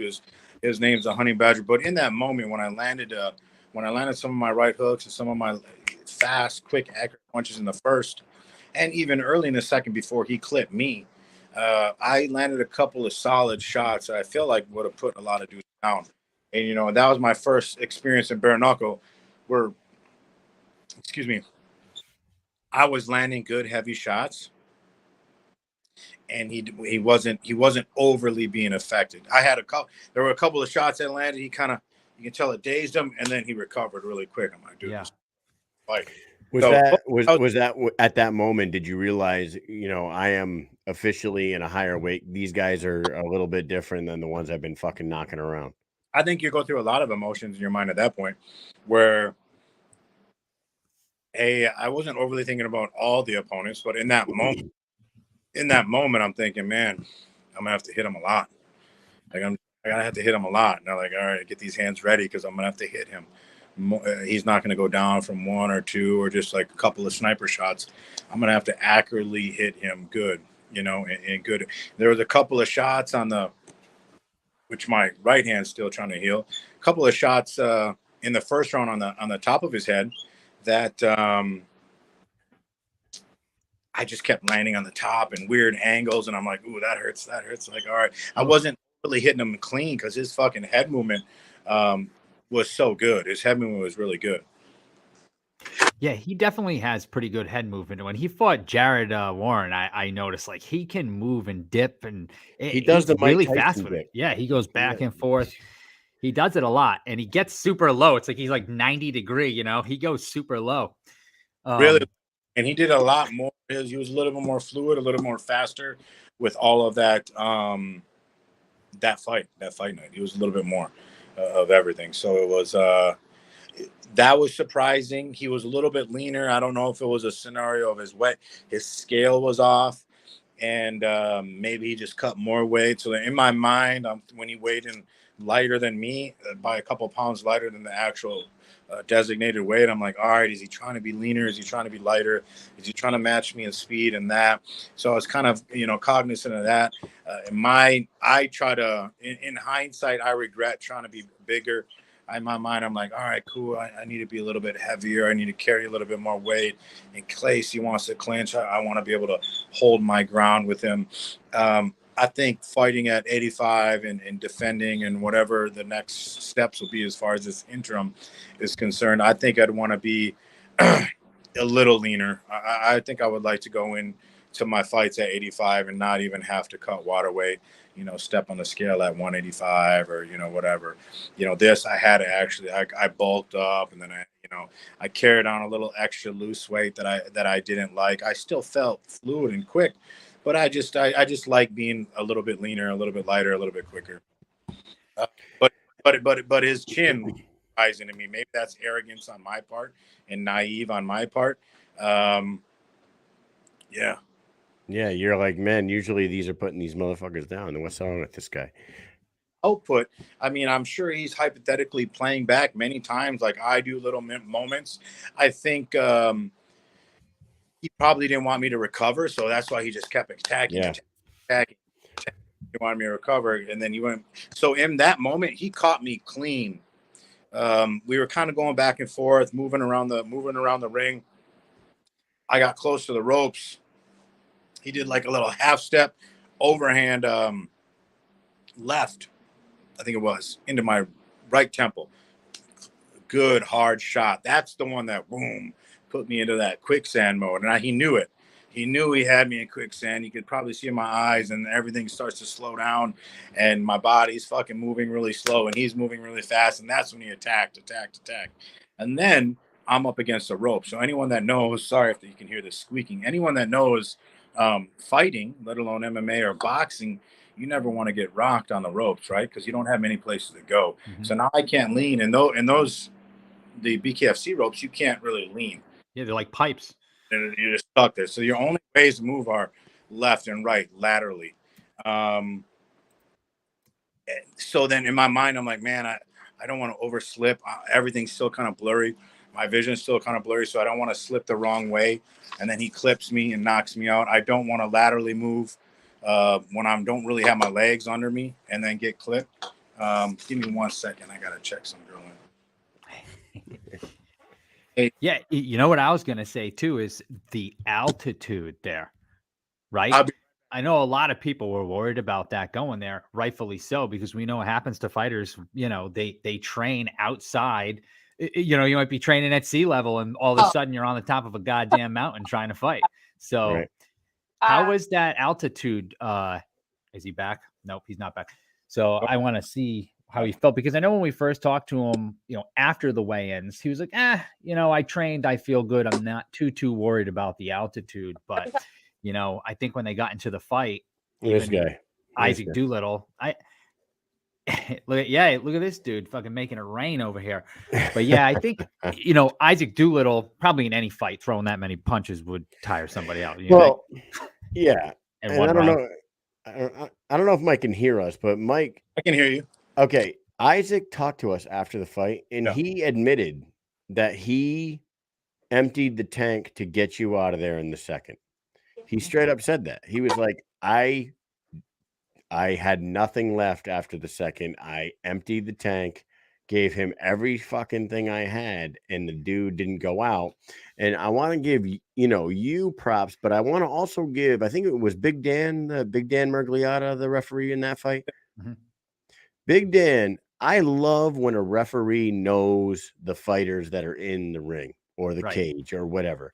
When they understand who the people are that are in the ring and they allow a certain level of fucking damage to happen without stepping in and stopping it. Like, Dan knows you and he's done a lot of your fights. Yeah. He knows that you could weather a storm and you can get through one. And for him, there was a few times against the ropes, like you said, you had nowhere to go and you were just taking shots, and like you were trying to avoid him as much as possible. But Dan, interrupt you because I don't want to lose sight of that. I'm sorry. I needed someone to take care of that check-in for me. But what I mean by that is I knew I was fuzzy. My eyes were fuzzy. I couldn't actually, I was waiting to clear my mind, get my legs, underneath me again. And I knew if I tried to get on my heels and move, he could probably clip me while I'm moving, when I'm not paying attention. If I overslip, so shots you don't see that put you down and either put you away or put you down. So in that moment, I'm like, all right, he's coming with a barrage of punches. Every punch that goes, it's not as snappy. It's not as big. I'm not saying he didn't hit hard. Those first couple of ones were hard. Then it became a lot of just pushing knuckle shots. So I'm just like, all right, just take the shot, take the shot, take the shot, take the shot. A lot of little nasty. You still don't want to get hit by him. As you can see with my face, it looked like by a bunch of bees. But in that moment, I'm like, all right, this dude's not going to stop. Just hold on, press, just hold, cover up, shell. He's going to get some shots in there. And then during that time, I'm starting to get my legs back, my vision back. And then slowly towards the end of the round, that's when I'm starting to like, all right, I'm getting clear. And then when the round ended, then I'm going to my corner. I'm shaking my head. I'm upset. I'm like, fuck, I lost that one. That's a 10-8 for sure. Then I just go into that second, going into third, shaking my legs out, clearing my mind. And I'm like, all right, dude, he's fucking tired. I feel good. Now I'm going to press and attack. I feel good for the most part, right? I'm out of that phase, foggy stage. Mm-hmm. He still put damage on me, but I'm like, all right, cool, I can attack. But back to Dan Mergliata, like you said, he's done my MMA fights. He's done my bare knuckle fights, and he gave me the chance to put on an epic classic show because he gave me the warning. There's a point like, Mike, you got to show me something. I heard it. Boom. I couldn't even fully see, but I was just throwing little check right hooks, just throwing right hooks, seeing if I can land, clinching, moving. Cause he told me, I'm like, all right, cool. Let me move. He gave me a chance to engage and attack and put on a show. Cause I think Doolittle's corner, maybe afterward, maybe was upset about, well, you could have stopped it. I mean, maybe not. But at the end of the day, Dan put on a great ref and performance for that specific fight and let us go on and put on a cool. I agree 100%. I agree 100%. I love when referees know the fight. I too many times you see a fucking referee jump in and stop something way too early, and it robs somebody of a day of glory. It also, it fucking pisses off an entire arena full of people that these people are big fans of a guy like yourself. And we know that you can go through some stuff and we know that you're tough as fuck. And if he would have stopped that in the second, maybe you would have heard some boos. But also we talked to Doolittle about that third round. And it's funny that you said you felt good coming out into the third round because you just took all those shots and it may have been a 10-8 round. he goes, man, I got up off the stool and I couldn't feel my legs. I could not feel. He's like, from my waist down was completely numb, just numb legs. And I got up to the line, and I'm like thinking in my head, oh fuck, I can't move my legs right now. it's just like funny to me that a part of me sensed that, but I didn't fully know. I'm just like, all right, he's gonna be a little exhausted now because he just dropped his load. Dumped it, man. I was exhausted watching, so he must have been. Like the part that frustrates me about that all. I was the favorite, and he was the underdog, and he's a fucking killer. Like, we'll meet again. The dude's, I think he elevated his status and his stars. He elevated with that performance regardless. But what kills me about it is, well, Mike, got beat up or this, or he showed holes and weaknesses. Sure, yeah, I did show a hole. I was lazy as fuck with my hands. I was lazy as fuck with my head movement, and maybe I had a sense of feeling invincible, and he fucking stunned me and he made me pay, and I had to dig deep and recover. But more importantly, they're like, well, Doolittle got tired. If Doolittle didn't get tired, then what? Well, cool. We can play hypotheticals all day long, but what do you think the narrative would be if the roles were reversed? I've told this to several people, and they're like, oh, that's a good point. What do you think the narrative would be about me if I did Doolittle's performance and he did my performance? What do you think they would say about me? I'll tell you what they would say. They would say, Mike can't train. That was a title fight. Mike doesn't know how to train for a title fight. He's going to get tired on a title fight. He's going to blow his wad. Mike says he's got all this fight IQ, and he's going to go to waste, this and that. See, it's all narrative. You can spin the story however you want. At the end of the day, we went out there, we put on a fucking killer show, and it ended the way it ended. And I'm sure I'll meet him again. And it was a great fight. I showed there's different avenues. There's different areas that I can go to. If you want to take me to that area, I'm fucking down to go there with you. But yeah, it was a great fight. Nah, man, it was a great fight. It was maybe the best 3-round bare knuckle fight that I've seen yet since I've been following this sport. It was unbelievable. It had a little bit of everything. It had back and forth. It had a dominant round. It had a comeback knockout. It was fantastic. It was for a title. Before we let you go, I mean, we got a few other guests we got to get on tonight, yeah. and we're running late because we had technical difficulties earlier. But Lorenzo showed up, and Lorenzo was at the ring, and we actually got footage of him backstage saying that you looked like a trash can. Of course, he's going to do that because he's a showman and he's always constantly selling fights. Right. Are we going to see Mike Richman versus Lorenzo Hunt to unify the 185 title at Knucklemania in, say, February? In 1 second again, I'm sorry. Son of a bitch. Cliffhanger, guys. Cliffhanger. Next week on the Mike and Mish show. So, look he's got that Red Bull going. I don't put a little bit of vodka in there later on when you're done with your shift. Mikey loves that vodka and Red Bull. I'll tell you what. Can't get enough of it until my heart stops. I'll probably keep drinking it. What I'm going to say to you guys is I want that fight against Lorenzo Hunt. Now, whether it happens or not, I don't know. You don't know. There hasn't been any conversation between you guys and the bosses yet about a Richmond Hunt unification fight. I don't know if it's the Quentin Henry thing that's holding up with the rematch with that.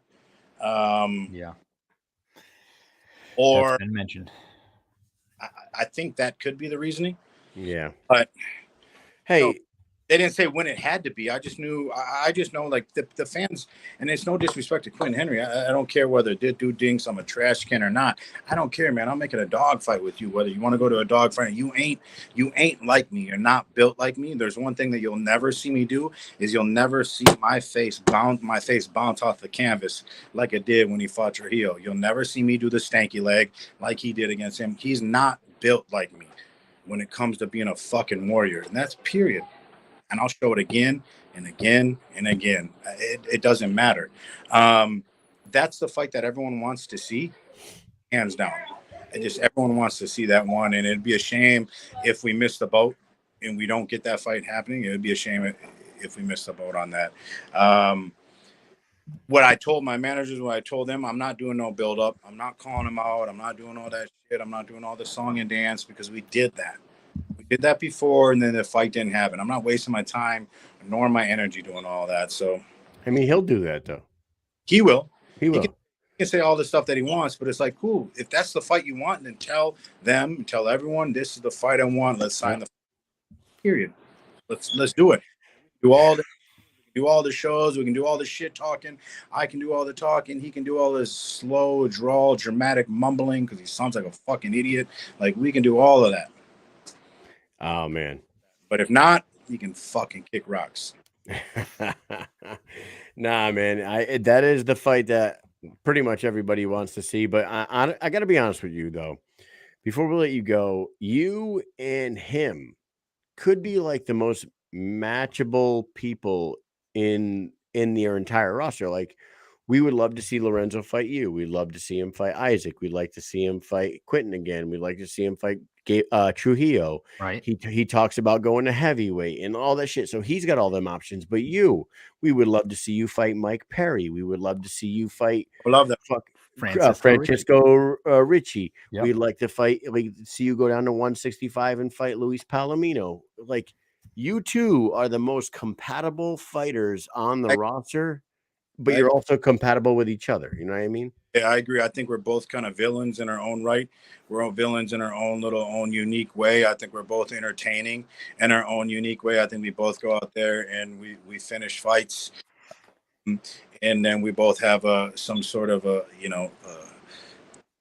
beef towards each other because I think he claims he's on top and I want to be on top. I don't care. So, I want to come for his place on the top of the mountain, and he wants to tell me that, nah, son, sit back down. And I'm all for that. I'm all about that. But let's fucking dance. And that's the beautiful thing about it. But like you said, we can be matched with a lot of people. I think we'll draw a lot of eyes no matter who we fight, no matter who we're matched up against. And I think that makes it confusing with the BKFC brass. Like, shit, what do we do with this fight? Do we take advantage of them fighting each other right now? Or do we take advantage of the draw of them fighting a lot of other entertaining fights? Of course, it's not an easy thing to do. The two most sellable fighters on the roster right now, for sure, whether it be with each other or whoever else. Mike, that fight in Denver was an absolute classic. We fucking enjoyed the shit out of it. We thank you so much for coming on tonight and giving us a little bit of your time. Awesome breakdown of the fight. Do you have anything else you wanna say to the audience or whatever, Mike? No, man. I just appreciate everyone that continues to tune in to watch me fight. Obviously, I got a lot of fans, friends, acquaintances that love to watch me fight. But then, you add on the people, you won't say haters, but the people that want to see you lose, whether they're Lorenzo fans or another fighter's fan, like you want everyone to tune in, whether they hate you, they like you, love you. And I appreciate everyone because glory is fleeting in this sport. And I appreciate the spot I'm in right now. And, and like I said, I'm 37. I still feel great, but I'm on the tail end of my career. So I'm enjoying the ride, and I want to keep putting on exciting fights for everyone that watches me. And, I'm going to leave this sport, doing beautiful things. So there it is. Everybody follow him up and watch all his fights. He's the man. All right, Mike, thank you very much for your time. We'll talk to you soon. All right. Thanks, Mike. There he is, Mike, the Marine Richman, the interim champion. We just had Bec in the weight room there. She's just there, and literally when Mike dropped off, she went with him. Oh, Bing, bing. okay. Like dominoes. So she said she'll come on last. I'm going to see if Freyre can come on real quick. Yeah, he was just there too. They actually just went like 1, 2, 3. It was like fucking domino effect down there in the virtual green room. It's been a busy night because of the stupid streamer. I can't wait to write to them. I'm gonna own this fucking company when this is over. Dude, am I wrong when I did that win fight of the night? I hope that won fight of the night, right? Did it win? No, it didn't. It was Pittman and Cameron. Okay. Yeah. Okay. This is nothing against Pittman and Courtney. They put on a good fight as well. But the 3 rounds Oh, that fight was of insane. the 3 rounds of Isaac and Mike was better than the 5 rounds of Courtney and Crystal. And I hope I don't offend anybody there. Bec will be coming in the room soon. We're waiting for Gabriel Freyre to come on real quick, and then Bec's gonna anchor the show. Funny story. Gabriel Freyre has been watching this entire show from the virtual green room until less than 2 minutes ago. He dropped out of it. Hey, you're about to come on. Hey, I'm out of here, guys. I'll see you later. Dude, that fight was so crazy. I was like on edge the whole fight. I was like, I cannot believe this. And I was thinking to myself, like, as I'm watching that happen and you see Mike get stung up and Doolittle just teeing off on him and Mike's against the ropes, I'm just thinking like this entire crowd and every single person watching from home is like, holy fucking shit, what the hell is going on right now? Like the crowd was nuts.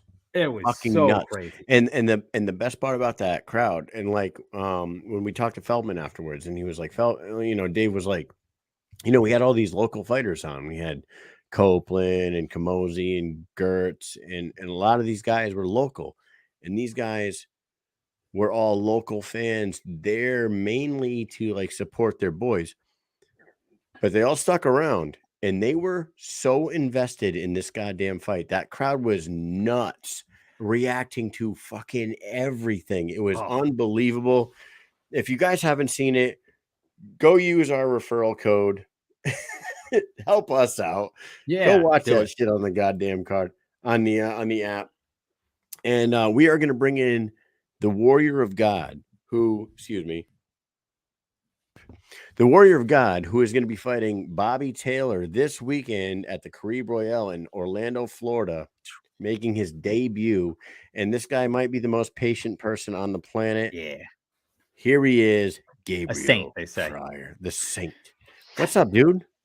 Hey, what's up, man? How y'all doing? Gabriel Freyre. I mean, I apologize for making you wait in that waiting room. No, you're good. It's all good. That's cool, man. Hey, man, welcome back to the show. It's been a minute since we talked to you. Yeah. Last time we talked to you, you were in another organization, and you are now a 2-0 bare knuckle fighter, venturing your way over into the bare knuckle fighting championship, and you're about to make your debut this weekend. How fucking excited are you to go make a splash in the BKFC? I'm excited, man. It's gonna be fun. It's gonna be a good time, man. Hold up, I want to give a shout out to Jay Davis with Circus Farms. He's a good dude, man. He's always been good to me. I met him back in the organization or in the other organization, but he's still cool and he's been good to me. But I'm ready for this this fight for sure. I'm ready for it. How did you go from being with BYB and now boom? I mean, this was a signing that I did not see this coming. I mean, it happened in a flash. It's like one day you were gonna be fighting, and then just a few weeks later, boom, now you're in BKFC. And I was like, holy shit, this is awesome. How did this all happen?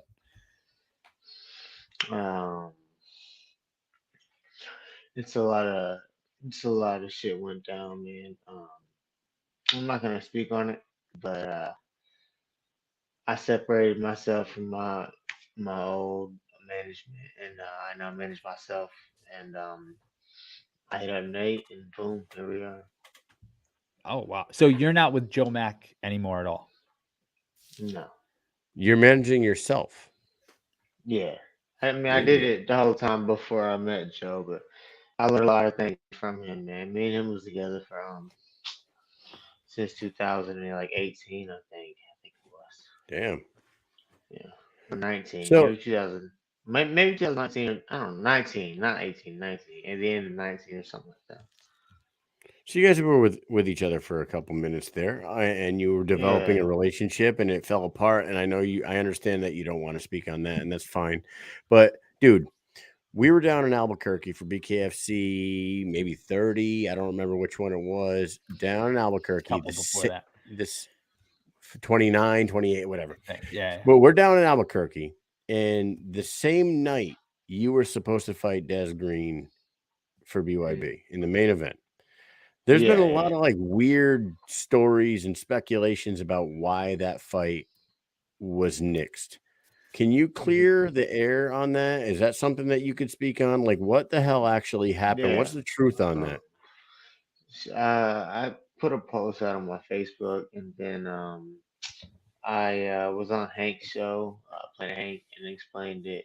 So basically, we didn't have any like locker rooms. We were just separated by these little fucking sheet barrier things, and then we were Oh, really? sharing Like the same curtains and shit? curtains, yeah. And then we were sharing the same bathroom as the general public. People was going there with alcoholic drinks and stuff. We were at the Trumps. The bathroom floors were marble. I had my boxing shoes on. Went, had to take a shit. Came out. The drinks were spilled. I mean, the floors was wet, and people just in there having their best life. You know, going and taking a piss and shit. And the floors were wet. It was marble. And my boxing shoes came out the stall, slipped in my head, busted my head in the back of the or back of my head on the marble. It sucks, but Damn. they took me out. They took me out on a stretcher. Man, it was the most embarrassing thing in my life, and it hurt me so bad, so much financially. Yeah, because I didn't get no money, so I mean, I had a lot of money owed out. Thank God I got a gift. I got gifted $500 to pay the rest of my rent, so it was terrible. So I mean, I know people can talk though. It's all good. I'm gonna show who I am on Saturday, so I'm not worried about it. I'll be fine. But yeah, man, I a big ass lump in the back of my head. I was concussed. They rushed me to what was it, Ryder, at Jackson Memorial Ryder Trauma Unit, and they ran all kind of tests, man. From like EKG to the CAT scan, man. Damn. I mean, everything came out good, but yeah, good. When you're sitting there, are you thinking in your head like, "Oh, what the fuck? Like, oh, this is gonna bring up a whole boatload of shit I gotta deal with now." Like, what the fuck, dude? Yeah, man, it was the worst fucking thing ever. It was terrible. I wouldn't wish it on my worst enemy. I could hate you and be like, no, I don't want that to happen. You know what I mean? Because that's terrible. Plus, it was the biggest moment of my life as well. I mean, I was about to win a belt. So, but it's all good. I'm in a bigger organization. I'm on the better things now. From the I mean, now moving forward, Saturday I'm going to show everybody who I am. Everybody knows who I am, but I haven't been on the big stage yet. Now I'm on the big stage, and I'm everybody on all the casuals, because the people who know who I am are the real fighters, and the real fighters make up a small percentage of the bare knuckle community. A lot of the bare knuckle community is casual fans. Yeah, and they're also a lot of new fans. A lot of new fans. Yeah, like, it's the fastest growing sport because it's building its fan base, and a lot of people don't. And the people that are like jumping on the BKFC bandwagon may not be aware of all the other organizations that are out there, and like they're unaware that there's other ones out there. You know. Exactly. No, and that's exactly it. They are unaware, and shit. BKFC has like 1 million followers on Instagram, and the other organization, they have, I mean, like in the thousands, I think, tens of thousands maybe. But the thing is, instead of on a bigger stage, the casuals watch BKFC because a lot of the UFC fighters go over there, and also pro boxers go over there. A lot of celebrities go. Like, that's the one everybody watches. That's the biggest stage you can get on.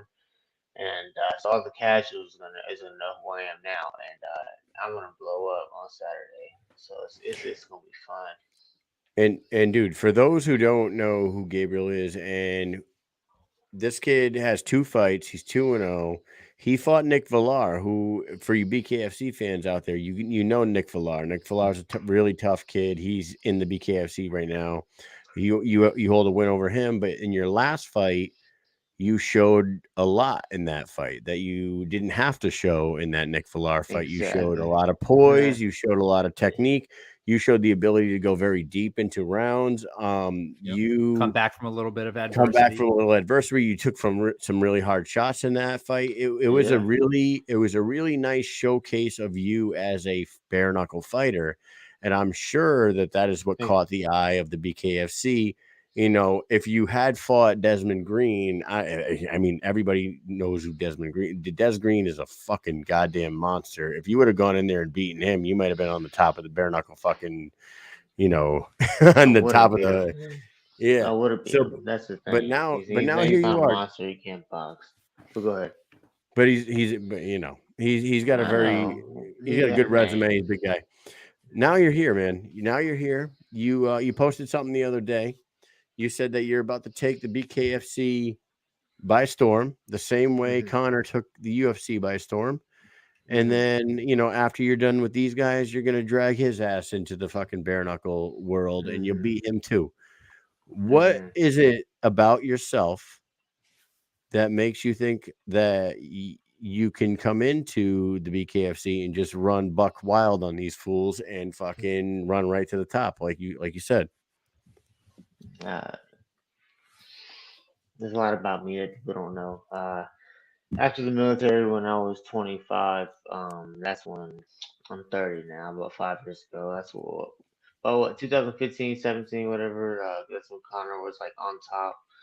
And I was like, man, like I can beat him. So I started training again. Like I've trained in mixed martial arts my whole life since I was 4. I know about 7 disciplines, 8 if you count armed combatives. I'm belted in 3, or is it? No, I'm belted in 4. But I just fought my whole life, man, and I'm crazy boxing. My eyes has been just set on boxing for the past 5 years, and I got the best coach in the game everywhere. When I've traveled across the United States to train, and he's the best coach. He does the way he does mitts. He knows how to fight. He's a guru. His name is Terrence Kelly. He used to be a boxer, Terrence Machine Gun Kelly. He knows Roy Jones Jr. He knows James Tony. Um, he Buster Douglas and his son came down to the gym. I think it was last year to spar. So I get people that come in there to spar and fight, and we got another pro fighter in there, Kanal Burnside. He's 1-1 now, but his loss was controversial. So we got killers in there.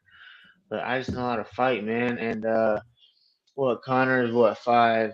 I think he's taller than 5'9". I think he's like 5'10" with a 74-inch reach.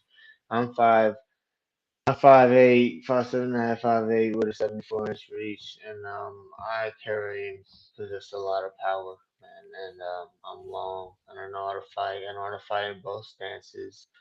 I know how to. I just know the game. I know how to box.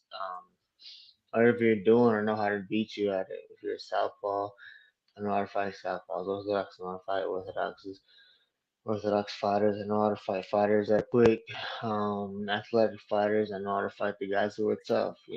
The styles make fights, and every fighter stylistically he deserves a different fight.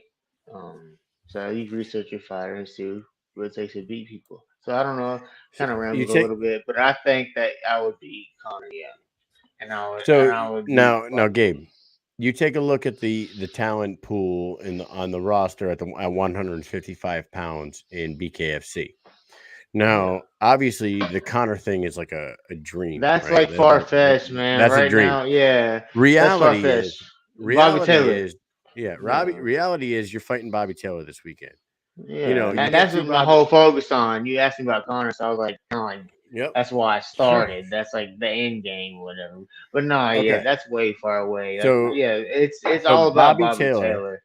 Yeah. So Yeah, Bobby Taylor, a 44-year-old veteran in the game in MMA and bare knuckle boxing. He owns the yeah. most wins in the lightweight division right now, I believe. Maybe the most knockouts. I don't know. Either way, he's not a fucking joke. This guy, he's got power in his hands. I He's a don't think full-time he's a joke. construction worker. He's a good fighter. Yeah, How do you see your fight playing out with ODB Bobby Taylor this weekend? it's gonna be a show, man. I'm gonna showcase a lot of skills. I know he's tough. I know he's got power, but he hasn't fought an athlete like me. He hasn't fought anybody actually like me. I know that's a lot of people say that. That's cliche. But y'all see on Saturday that I'm different. I'm a different type of fighter. I'm an animal man, and I just can't wait to show it. and I know how to fight, and I know how to box. That's the difference too. My boxing is above Bobby's boxing. Now, Bobby does have power, like y'all said, but so do I. I have power, and I've also been hit with hard shots. So I mean, let's get it. Let's get it. And I hate when people just think they're gonna knock me out. That makes me excited to fight you. You know, we had him on last week. He's very humble. He's about the most humble guy I've ever talked to. No, He's he really is. He really is. he's He hard to really get a is. conversation actually out of because he's a very one word, 2 word, 3 word answer guy. We tried to get his opinion on you. He didn't really have one. He was like, "Yeah, it seems like a good kid." I don't know. So say, but he has fought some guys. Would you say that? Okay, you said that he hasn't fought anybody like you, but Martin Brown. No. Are you familiar with Martin Brown? No, yeah, Martin's a lot different than me. He's bigger than me too. What is he, 5'11"? Bigger build. It's just a different style fight. And I'm quicker. I believe I'm quicker and more athletic than Martin, just because of my Man, size. And I'm yeah. plus, like I said, I walk around at my fight weight, man. I was 158 today. Like I make weight easy. I can fight 45. I just don't feel like cutting the water weight. Like I have all my water on still. So if I do anything, like I mean, tomorrow I'm gonna fast. I do that before every fight, and then I mean, I did good on weight, so I might be under. I'll probably be 55. Wow. Yeah, I saw you were But eating like, some cookies, man. yeah. You were down like you're like eating what kind of Oreos were they? It was like, oh yeah, it was like 3 weeks ago. They were Like cookie Snickerdoodle dough? Oreos. Oh, okay, Snickerdoodle yeah, I Oreos. know. Christmas ones, but they're already all gone because I got them.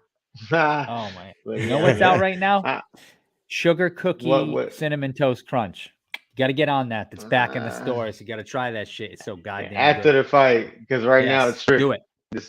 But yeah, Yeah, I'll he's try. Yeah, strict. after the Sure. Hey, fight. you guys want to hear how stupid I am? Listen to this. My wife makes snickerdoodle cookies, right? And I didn't know what the fuck that was, but I know what Snickers are. I love Snickers. So I take a bite of the snickerdoodle cookie and I Oh take a man. bite and I go, "What the fuck is this?" I go, "This doesn't taste like a Snickers at all." She goes, "What?" I go, "You said this is a snickerdoodle cookie, snickerdoodles." She goes, "It's not a Snickers. It's not a Snickers cookie, you fucking idiot. It's a." I was like, How long ago was this? this was like a year ago. I was probably 30. I was probably 39 years old. What? You ain't never heard of a Snickerdoodle cookie, man? Never seen I one? I guess not. That's crazy. Dude, I Oh guess man, I was fucking raised in a barn, dude. I had no idea what a snickerdoodle that's cookie was. funny, man. I was like, what That's the fuck is hilarious. this shit? I love Snickers. I was like, this is not a Snickers. She's like snickerdoodle, idiot. Yeah, It was funny. that's It was funny. funny. Yeah, she likes to bring that up every time. Fuck it. Hey, anyways, you want to do a speed round real quick and then we'll get you the fuck Yeah, out of here? let's get Let's it. do it. Speed round with Gabriel Freyre. Here we go. Number one. You were in the military. What was your favorite MRE? Uh, what's Chili Mac. Chili Mac. Dude, I just ate one the other day. We went to the range and we did all our fucking weapons calls. And I'm sitting there and I'm eating this MRE and people bitch, soldiers bitch about the goddamn MREs. They bitch all the time, right? Oh So my I'm like, gosh. MREs are fucking great. They're great for Dude, they're you. not even bad. They're not bad. So you know what I did, It'd Gabe? be much worse. Listen to what I did. So I had like this it was like noodles and sauce. I don't know what the hell it was, but I ate it. It was good. And then I ate every single edible thing in that MRE, including the freeze-dried coffee and the sugar packet. I was like, you fucking little punk kids. I'm like, I opened up the freeze-dried coffee and the sugar, poured them in, chewed them up, swallowed it. See that? I just ate a cup of coffee. You fucking little pussies. I'm like, eat the MRE. What the Yeah. Anyways. That You is know what funny I'm because talking you about. said, yeah, man. Oh, yeah, I forgot. Yeah. I can't believe that they complain so much about MREs, man. And they Oh. come with like you get like 2 snacks in there, like muffin Yeah. tops and like Yeah. candy. How about You the get that. cheese What? spread on the fucking bread? Oh, dude! And then if you get 3 a day, one MRE is 2,000 calories. Yeah. It's supposed to be one MRE for the whole damn day. But if you get 3 of them, that's 6,000 calories. But you're out there burning a lot of calories yeah. too. But like how are you gonna bitch about that? I don't know. They got pizza I now don't on one of know. those They things. They suck, got a dude. pizza MRE Pizza? now. Yeah. That's crazy. When I just said that they suck, I wasn't talking about the MREs. I was talking about the soldiers. I'm talking about Sometimes, you they're guys. real whiners. Real whiners. Anyways, here we go. Yeah. Number Over 2. there, there's one in the window. All right. Number 2. Yeah. Number 2, would you rather lose all of your memories or never be able to make new ones? That's a toughie. Lose all my old ones. Yeah. I can make new ones, and it'll be like what's that 51st dates, so Yeah. I don't forget every day. So hopefully they make me a tape, so I remember. That's a good one. Yeah, they play back your memories, and you just make new ones. There we go. And the last question for you, dude. If you were driving and someone cuts you off and flips you the bird like this, What are you doing? what are you doing? What are you gonna do? I'm just laughing. Fuck you, man. What do you do? I'm laughing. If that's all they do, and they drive off, I'm just gonna laugh at them. Yeah. It's not worth it, Off. dude. Beep beep beep. Fuck yeah. Gotta You're have just like, control, hey, man. how you doing, buddy? You know what I hate is when you're in the left lane on the highway and they're doing like 65 on the left lane and you're up their ass and you're fucking right on their ass and you're like, oh, you're going like this. And then they move over and you go to pass them and they flip you off. They're like, fuck you. You know what I mean? Like, fuck me. You drive like an asshole. Dude, Yeah. it's when you're driving down the street, it's like they don't even know they're doing it, dude. If you're driving and you're about to pass somebody or you're trying to get over, they automatically speed up. It's like, no, you're not passing me. Everybody does it. Like you're trying to pass them because I think you know what I'm talking about. Because they're going slow. You're trying to pass them, and then there's another car here in the front. So you're trying to get over real quick. It's like they speed up to not let you get over. Happens every time. And this is why people die every single day. Gabe, every day. You got a huge fight coming up this weekend. Oh, yeah. You and Bobby Taylor on the BKFC 32 card, Caribe Royale, Orlando, Florida. Any last words for everybody that's watching? Hey, God bless you guys. I'll put God first in Jesus' name, man. Believe in Jesus, no, that's religion. Be ready to watch a good show, man. I'm warrior of God for a reason. I'm gonna go out there and put it all on the line. All right, man. Yeah. Y'all have a good night. Thank you, man. Thank you very much for a little bit of your time, and thanks for being patient with us tonight. All right. Oh, no problem. No problem at all. Thank you for having me on. Thanks. We'll see you this weekend. Later. Yeah, see you. There he is, the warrior of God, Gabriel Freyre, and we are on to our last guest of the evening. First to the last, dude. Yeah. That fight. Before we bring Bec on real quick, I want to say that fight, him and Bobby, Jared and Jay, Diaz and Thompson, there are so many potential like show stealing fights on this card this weekend. If you're not watching this weekend, you're goddamn Stu Nod. That's right. If you don't know what a Stu Nod is, you need one of these right across the mouth. Pow. All right. Our last guest of the evening, that was originally going to be our first guest of the evening. She is the OG of the BKFC. She was on BKFC 1, 2, and 4. And she recently returned. And she wants to stay active. She wants to get her hands on the BKFC flyweight champion, Christine Freyre, maybe. Let's bring her on. Her name is Bec Rawlings-Rodriguez. What's up, Bec? Hello. I can hear her. Oh, my God. You sound so much better than before. I think it was because I was in the car and I wasn't on Wi-Fi. So I think it was playing up a little bit. Oh, my God. You know what? Well, thank you very much for coming on and like dealing with all the bullshit tonight. And you're not the only one. Like when we had to, pivot from you and bring on a different guest, sure enough, our second guest was in Thailand, in Phuket, Thailand. And in a car dealing with the same exact shit. We're like, oh, yeah. man. We're like, here we go. This is We the got there in the beauty. end. Yeah, beauty of the live show. Oh man, welcome to the show. We never actually got. I briefly met you down in Hollywood, Florida, when you fought Britain at the weigh-ins. I met you just briefly, but we never actually got to do an interview. So thanks for coming on tonight. You're looking to stay busy in the BKFC, but you also have a boxing match coming up, so you're staying busy. Talk a little bit about, what is your angle on the combat sports world right now? Are you bare knuckle first, boxing first, no more MMA? What's going on with you? I am fighting first. No MMA though, but I just want to fight. I just want to stay active. I had such a big layoff during COVID and with Britain pulling out of the first fight and then finally getting the fight in June. I was hoping to back it up. I wanted at least 3 fights this year with bare knuckle, but it hasn't gone to plan. They haven't booked me for I'm not sure why. Circumstances that I'm not aware of, but so that's why I've decided to have my boxing debut this year. I just want to get in there and keep the ball rolling and stay active, and I love fighting. So my main focus is boxing and bare knuckle boxing. I've left MMA behind me now. I just want to focus on the hands and yeah, I had a long career with MMA and it had its ups and downs, but I've just found a new love for boxing. So yeah, I'll stick to this. Your upcoming opponent for your boxing match, which takes place December 3rd, I believe, right? Yes. In Australia? Yeah, so it'll be the December 3rd in Australia, but it'll be the 2nd for you guys. It'll be Friday night for you guys. It might even be Saturday morning with the time difference. Who knows? Yeah. But December 3rd on the Gold Coast.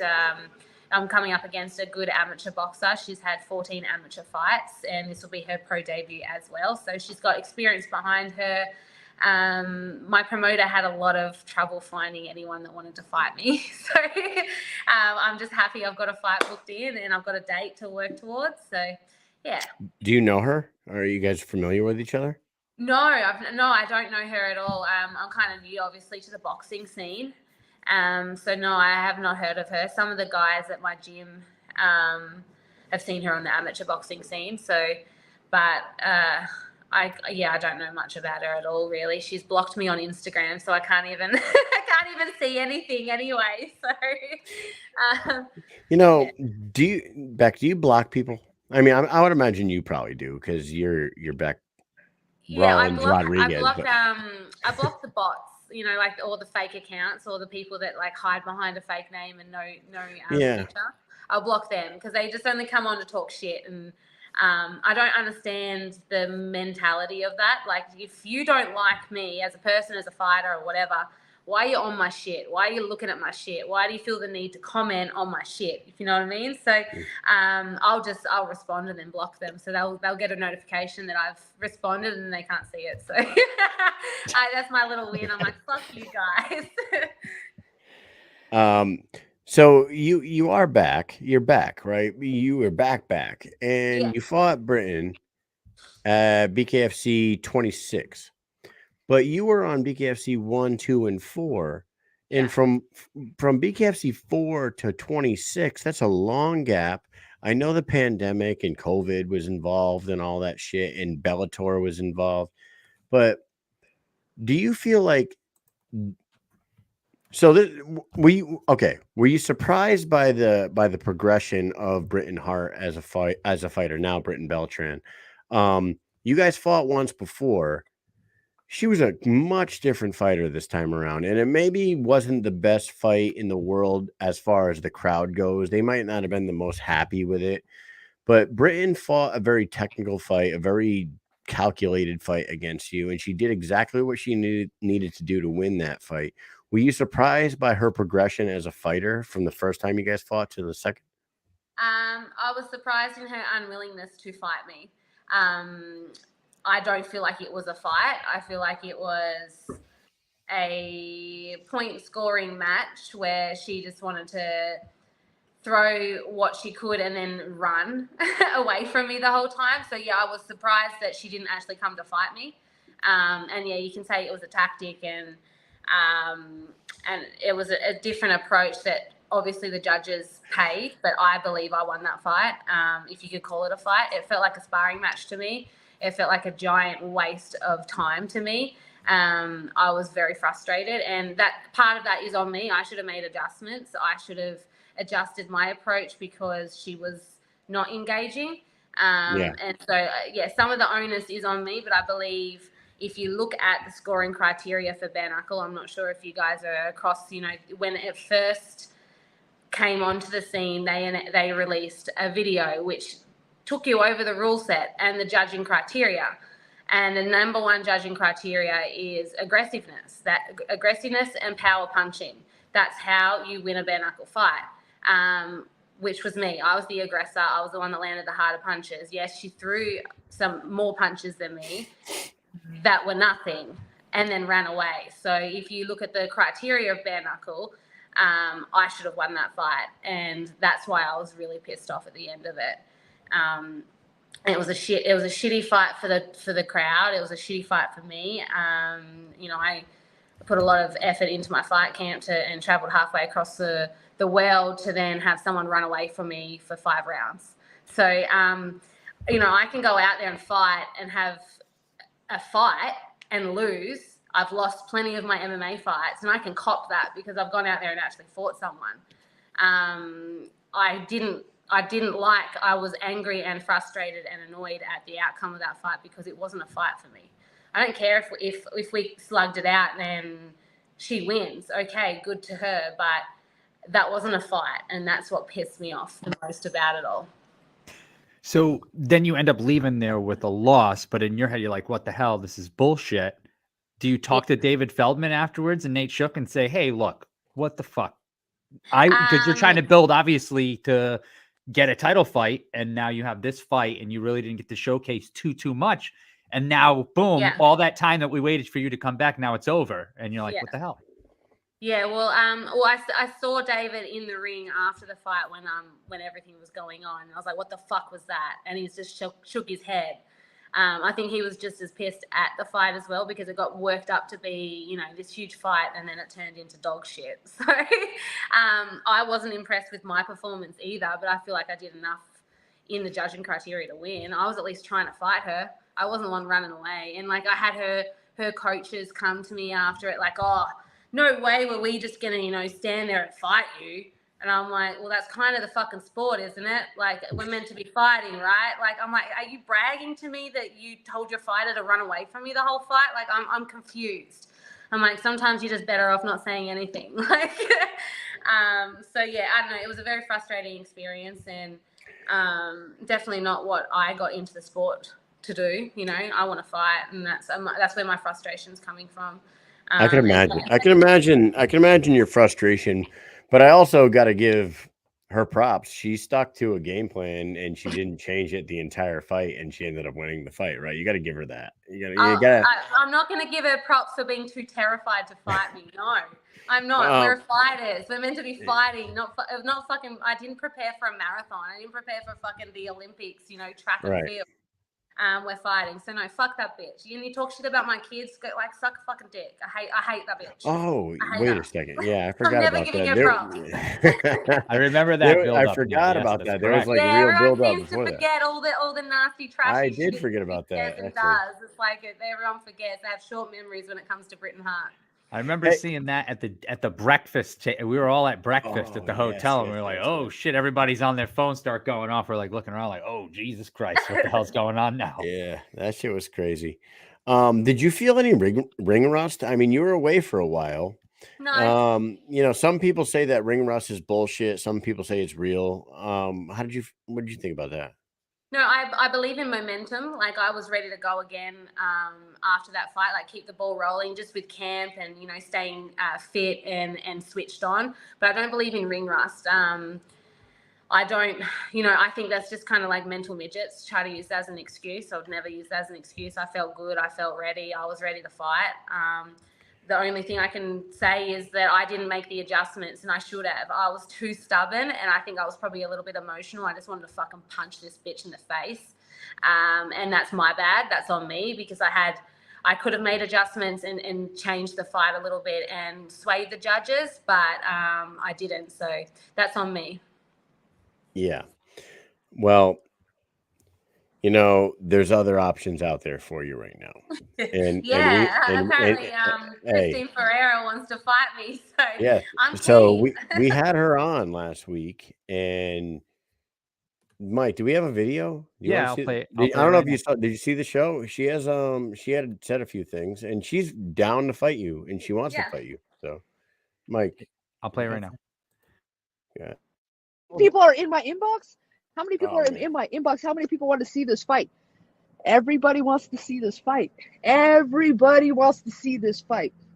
I'm the best in the world. I am number one. She's coming from UFC. She's coming from Bellator, the other best promotions in the world for combat sports, and she's in BKFC. She's a former champion. I mean, come on now.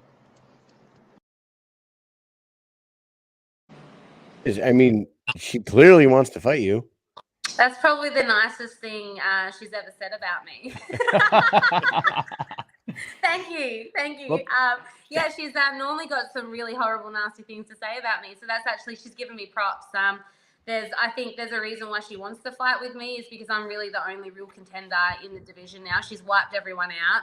I think a lot of girls are scared of her, and she's proven that she is the champ. So, you know, I still say that I'm the champ, because I never officially lost the belt, because, you know, I went over to Bellator. So there is still a little bit of the unknown. I think people are curious about this fight because I never lost the belt, and I was the champ, the first champ, and she kind of took over from where I left, and she's been holding down that division. So I'll give props to Christina. She's fucking tough. She's a good fighter, and she's wiped out the division. So I think I'll be the next test for her, and I think that I'm really the only real contender. So Well, she I'm said, keen for the fight. I'll fight whenever. I've been telling Bare Knuckles, set it up. Give me a fight. I haven't said, like, I will fight anyone. Just book me. I want to fight. so we talked before we talk about this. Hold on. She sent us a message, and it says, and I'm going to read it word for word. And maybe this is offensive, maybe it's not. I don't know. It says, "Tell that kangaroo she's fugazi. I'm going to hang her head over my fireplace." That's a real message right there. Real original. Calm down, Conor McGregor. You'll be right. I honestly think that this is the fight to make. It is the fight to make. And now yesterday, Christine Freyre posted something on her Instagram that said, I don't know, I don't remember what it said, but it was like fight news coming Fight news soon, coming or soon, big news, fight coming soon, fight announcement coming soon. I know you have a boxing match coming up December 3rd, but has anybody reached out to you? Are you allowed to talk about it? Nothing? Fucking crickets, man. I've been Crickets. asking these motherfuckers for a fight since my last fight. I'll be very pissed if she's Man. fucking matched with someone else, because it doesn't make sense. So, you know, I've been pushing to fight. So I might get onto my manager and just see what's up. But yeah, I've got my fight in December. I have not heard anything from Bare Knuckle. If they approached you and said, "Hey, Knuckle Mania in February, because it's coming," what would Fucking you say? send Yes. me the contract. Send me the contract. I'm in. I'm in. I'm keen. I want to fight. Obviously, who wouldn't want to fight for the belt? But at this point, I will fight anyone. Just give me a fucking fight. I love that. And you know that you said that she exposed holes in her game in that Britain. There she is right there in the comments. Let's go. Let's do it. Christine Freyre, Bec Rawlings-Rodriguez. I'm sorry, my bad. You're right. It's all right. I always fucked it up. And you know what? And like we try to like make it a point when people get married and they change their names, we try to make it a point. Like we try to call Britain Beltran. Yeah. But it's like she's been hard. Britain Hart for all this time, and you've been Right. Bec Rawlings for so long. It's like Yep. Britain Rodriguez. Yeah. I mean, Brooke Rodriguez. See, look at that. Now he's I'm all confusing fucking everyone's all names. names up. Jesus Very Christ. hard. Names are tough. Names are hard. But anyways, you watched that fight between Britain and Bec, Britain and Misfit. Yes. Britain and Misfit. It went 5 rounds. It was a very Yeah. close fight. It was Yeah. it was out. A lot of people had a 2-2 going into the 5th. Misfit clearly No, took the I 5th. gave it to Misfit the whole Right. thing with her. You took She the was whole, solid. you thought the whole thing? Solid. I thought that Misfit, sealed the deal in the 5th, honestly. But I don't want you to say what you saw there, but how do you see a fight between you and Misfit playing out if it does happen in February? I think Misfit, she relies on being the bully. She relies on people being scared of her, and being the big power puncher. And she's not going to have that with me. I'm very technical, and I'm a power puncher, and I don't take a step back.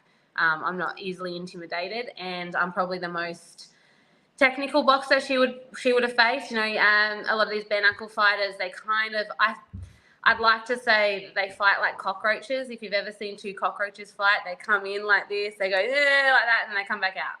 That's how a lot of them fight, which I don't fight like that, and neither does Christine. That's why this makes for an interesting fight. She uses her angle, she uses her technical abilities, and she boxes, and so do I. So that's what I think makes for a good fight, and it'll be a very technical match. And she's not just going to overwhelm me like she does these girls. Man, we need to see this fight happen. It doesn't make any sense. Like, honestly, when you really look at the landscape of the female division there at 125, yes, you are coming off a loss against Britain, but like we talked about, it was a decision. It was a close decision. There wasn't a lot that went on in that fight. Yeah. Britain's now down at 115. She's the champion down at 115. So you did take an L, but you lost to the champion in the other division now, and whatever. However they want to sell it, they can sell it. Yeah. They don't really have to try too hard. Everybody's going to buy this fight. Everyone's going to tune in. They'll watch it. Yeah. Do you want to give like Christine's watching her management's probably watching. Jules is watching. Mm-hmm. You can look directly into the camera right now, and you could deliver a message to her, the BKFC, to Nate, to everybody. Go ahead. I think I'm pretty vocal when I say I'll fight anyone, and I'll fight Christine. Send me the contract. I'm ready to go. I'm sick of sitting on the sidelines. Stop fucking sidelining me and give me a fight. And Christine wants this fight. I want this fight. Just fucking make it. Book it. Lock it in. Lock it in, Eddie. Book it. What's locking Book in me Eddie? a fight. Book it. I'm pushing for it. So Thank you. Yeah, Christine wants it. You want it. It's the only thing that makes sense at this point, for real. I can't see another name on their roster that would make any more sense than that. Me neither. And I don't see any other name on the roster that would be able to even fight her. Ability wise, I think that she's kind of wiped the division out, and anyone else that's kind of been left stragglers that haven't really gotten to her yet, they don't have the ability. It'll just be a boring fight. She may as well just like fucking have a nap halfway through or something. I think I'm the only real fight for her. I know that before the Britain fight, you were mentioning Paige. Is that like you're not interested in that anymore, or is that something you still like to do? Again, I'm good to fight whenever, whoever. So Paige as well. I'd love to fight Paige. I feel like we've got unfinished business from our UFC days. So yeah, that's definitely. I'm not going to say no to that fight at this point. I will fight anyone. So Paige, anyone, Christine, like just anyone. You're begging, please let me back in here. I need to unleash these knuckles, please. Yes. Let's do it, man. I mean, fastest growing sport in the world, biggest bare knuckle organization in the world, 2 of the biggest female stars in the world. Put them on the card. Sell Knuckle Mania 3. Yeah. I mean, if they're looking at booking a Lorenzo Hunt, Mike Richman, and then a Misfit Bec fight on that co-main and main, however they put it. Oh my God. whatever they do after that, that card's going to be fucking insane. Everybody's going to be tuning in for that one. Bec, I don't know if you've ever seen our show before. We usually like finish up with some nonsense questions that have nothing to do with fighting. We're going to do that for you right now. We're going to speed round Bec Rawlings-Rodriguez. Here we go. Number 1. Can you tell us a crazy story from the Tough House that was not aired on the show? Yes, I can. Yes. So it's no secret that me and Heather Clark did not like each other, and they did a really good job of editing to make me look like the real bitch and Heather not really doing that much. But there was one argument where I told her, I will fight you right now. We're like in the closet. And I said, there is no fucking ref here. There's no ref here to fucking save your life. I will end your life. And that's when the sound guy and the camera guy all came in to get in between us, because I was ready to just fucking end it, because she pissed me off. She really pissed me off. She knew how to poke my buttons. Where is that girl nowadays? Is she fighting still? Who fucking knows?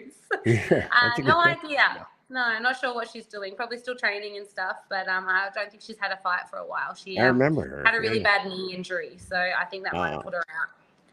Yeah, we later kind of buried the bad blood. But you would have killed her in the closet. I was gonna fucking kill that bitch.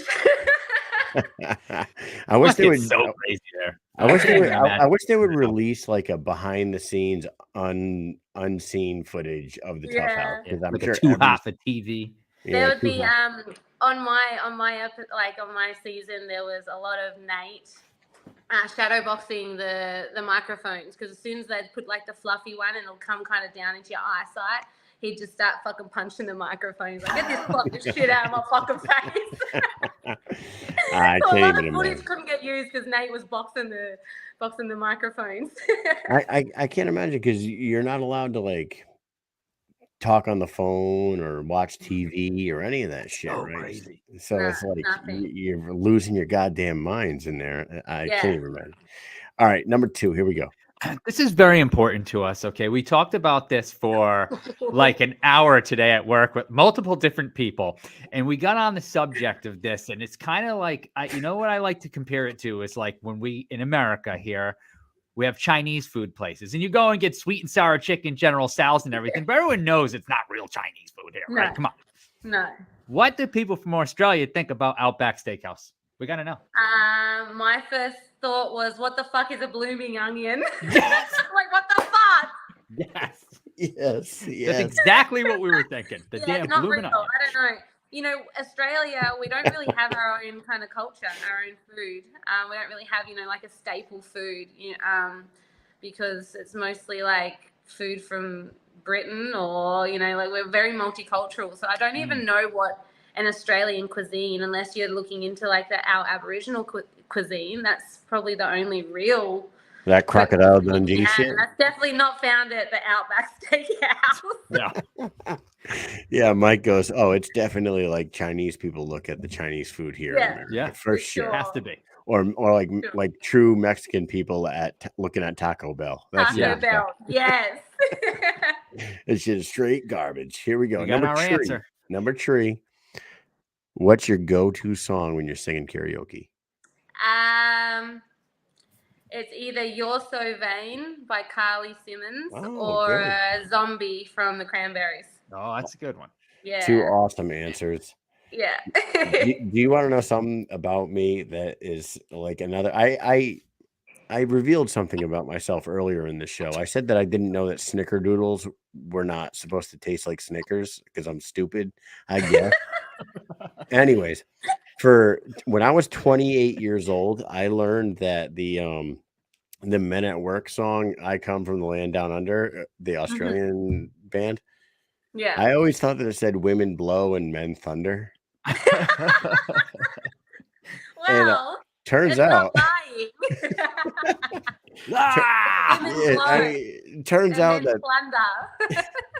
yeah, glow and plunder. I was so wrong about that, and I was on my very close. Now, But so it makes sense. right, it does make It's sense. a remix. It's all right. Women blow. Women blow and men turn into Thor from it. Yeah, I was actually deployed, and I'm on my second deployment, and that song was on, and I'm like, "Women blow and men thunder," and this dude, Sergeant Royce, shout out Sergeant Royce. He goes, "What'd you say?" I go, "That's what it says. It's fucking blow and thunder." He goes, "That's not what it says. What the fuck's wrong with you?" He goes, "Does not say that." I was like, "God damn it!" I can hear him saying it too. What the Yeah, hell he did you goes, say, Soldier? he's like, "Kyle, it's not that. It's glow and plunder." I'm like, "Fuck! Yeah.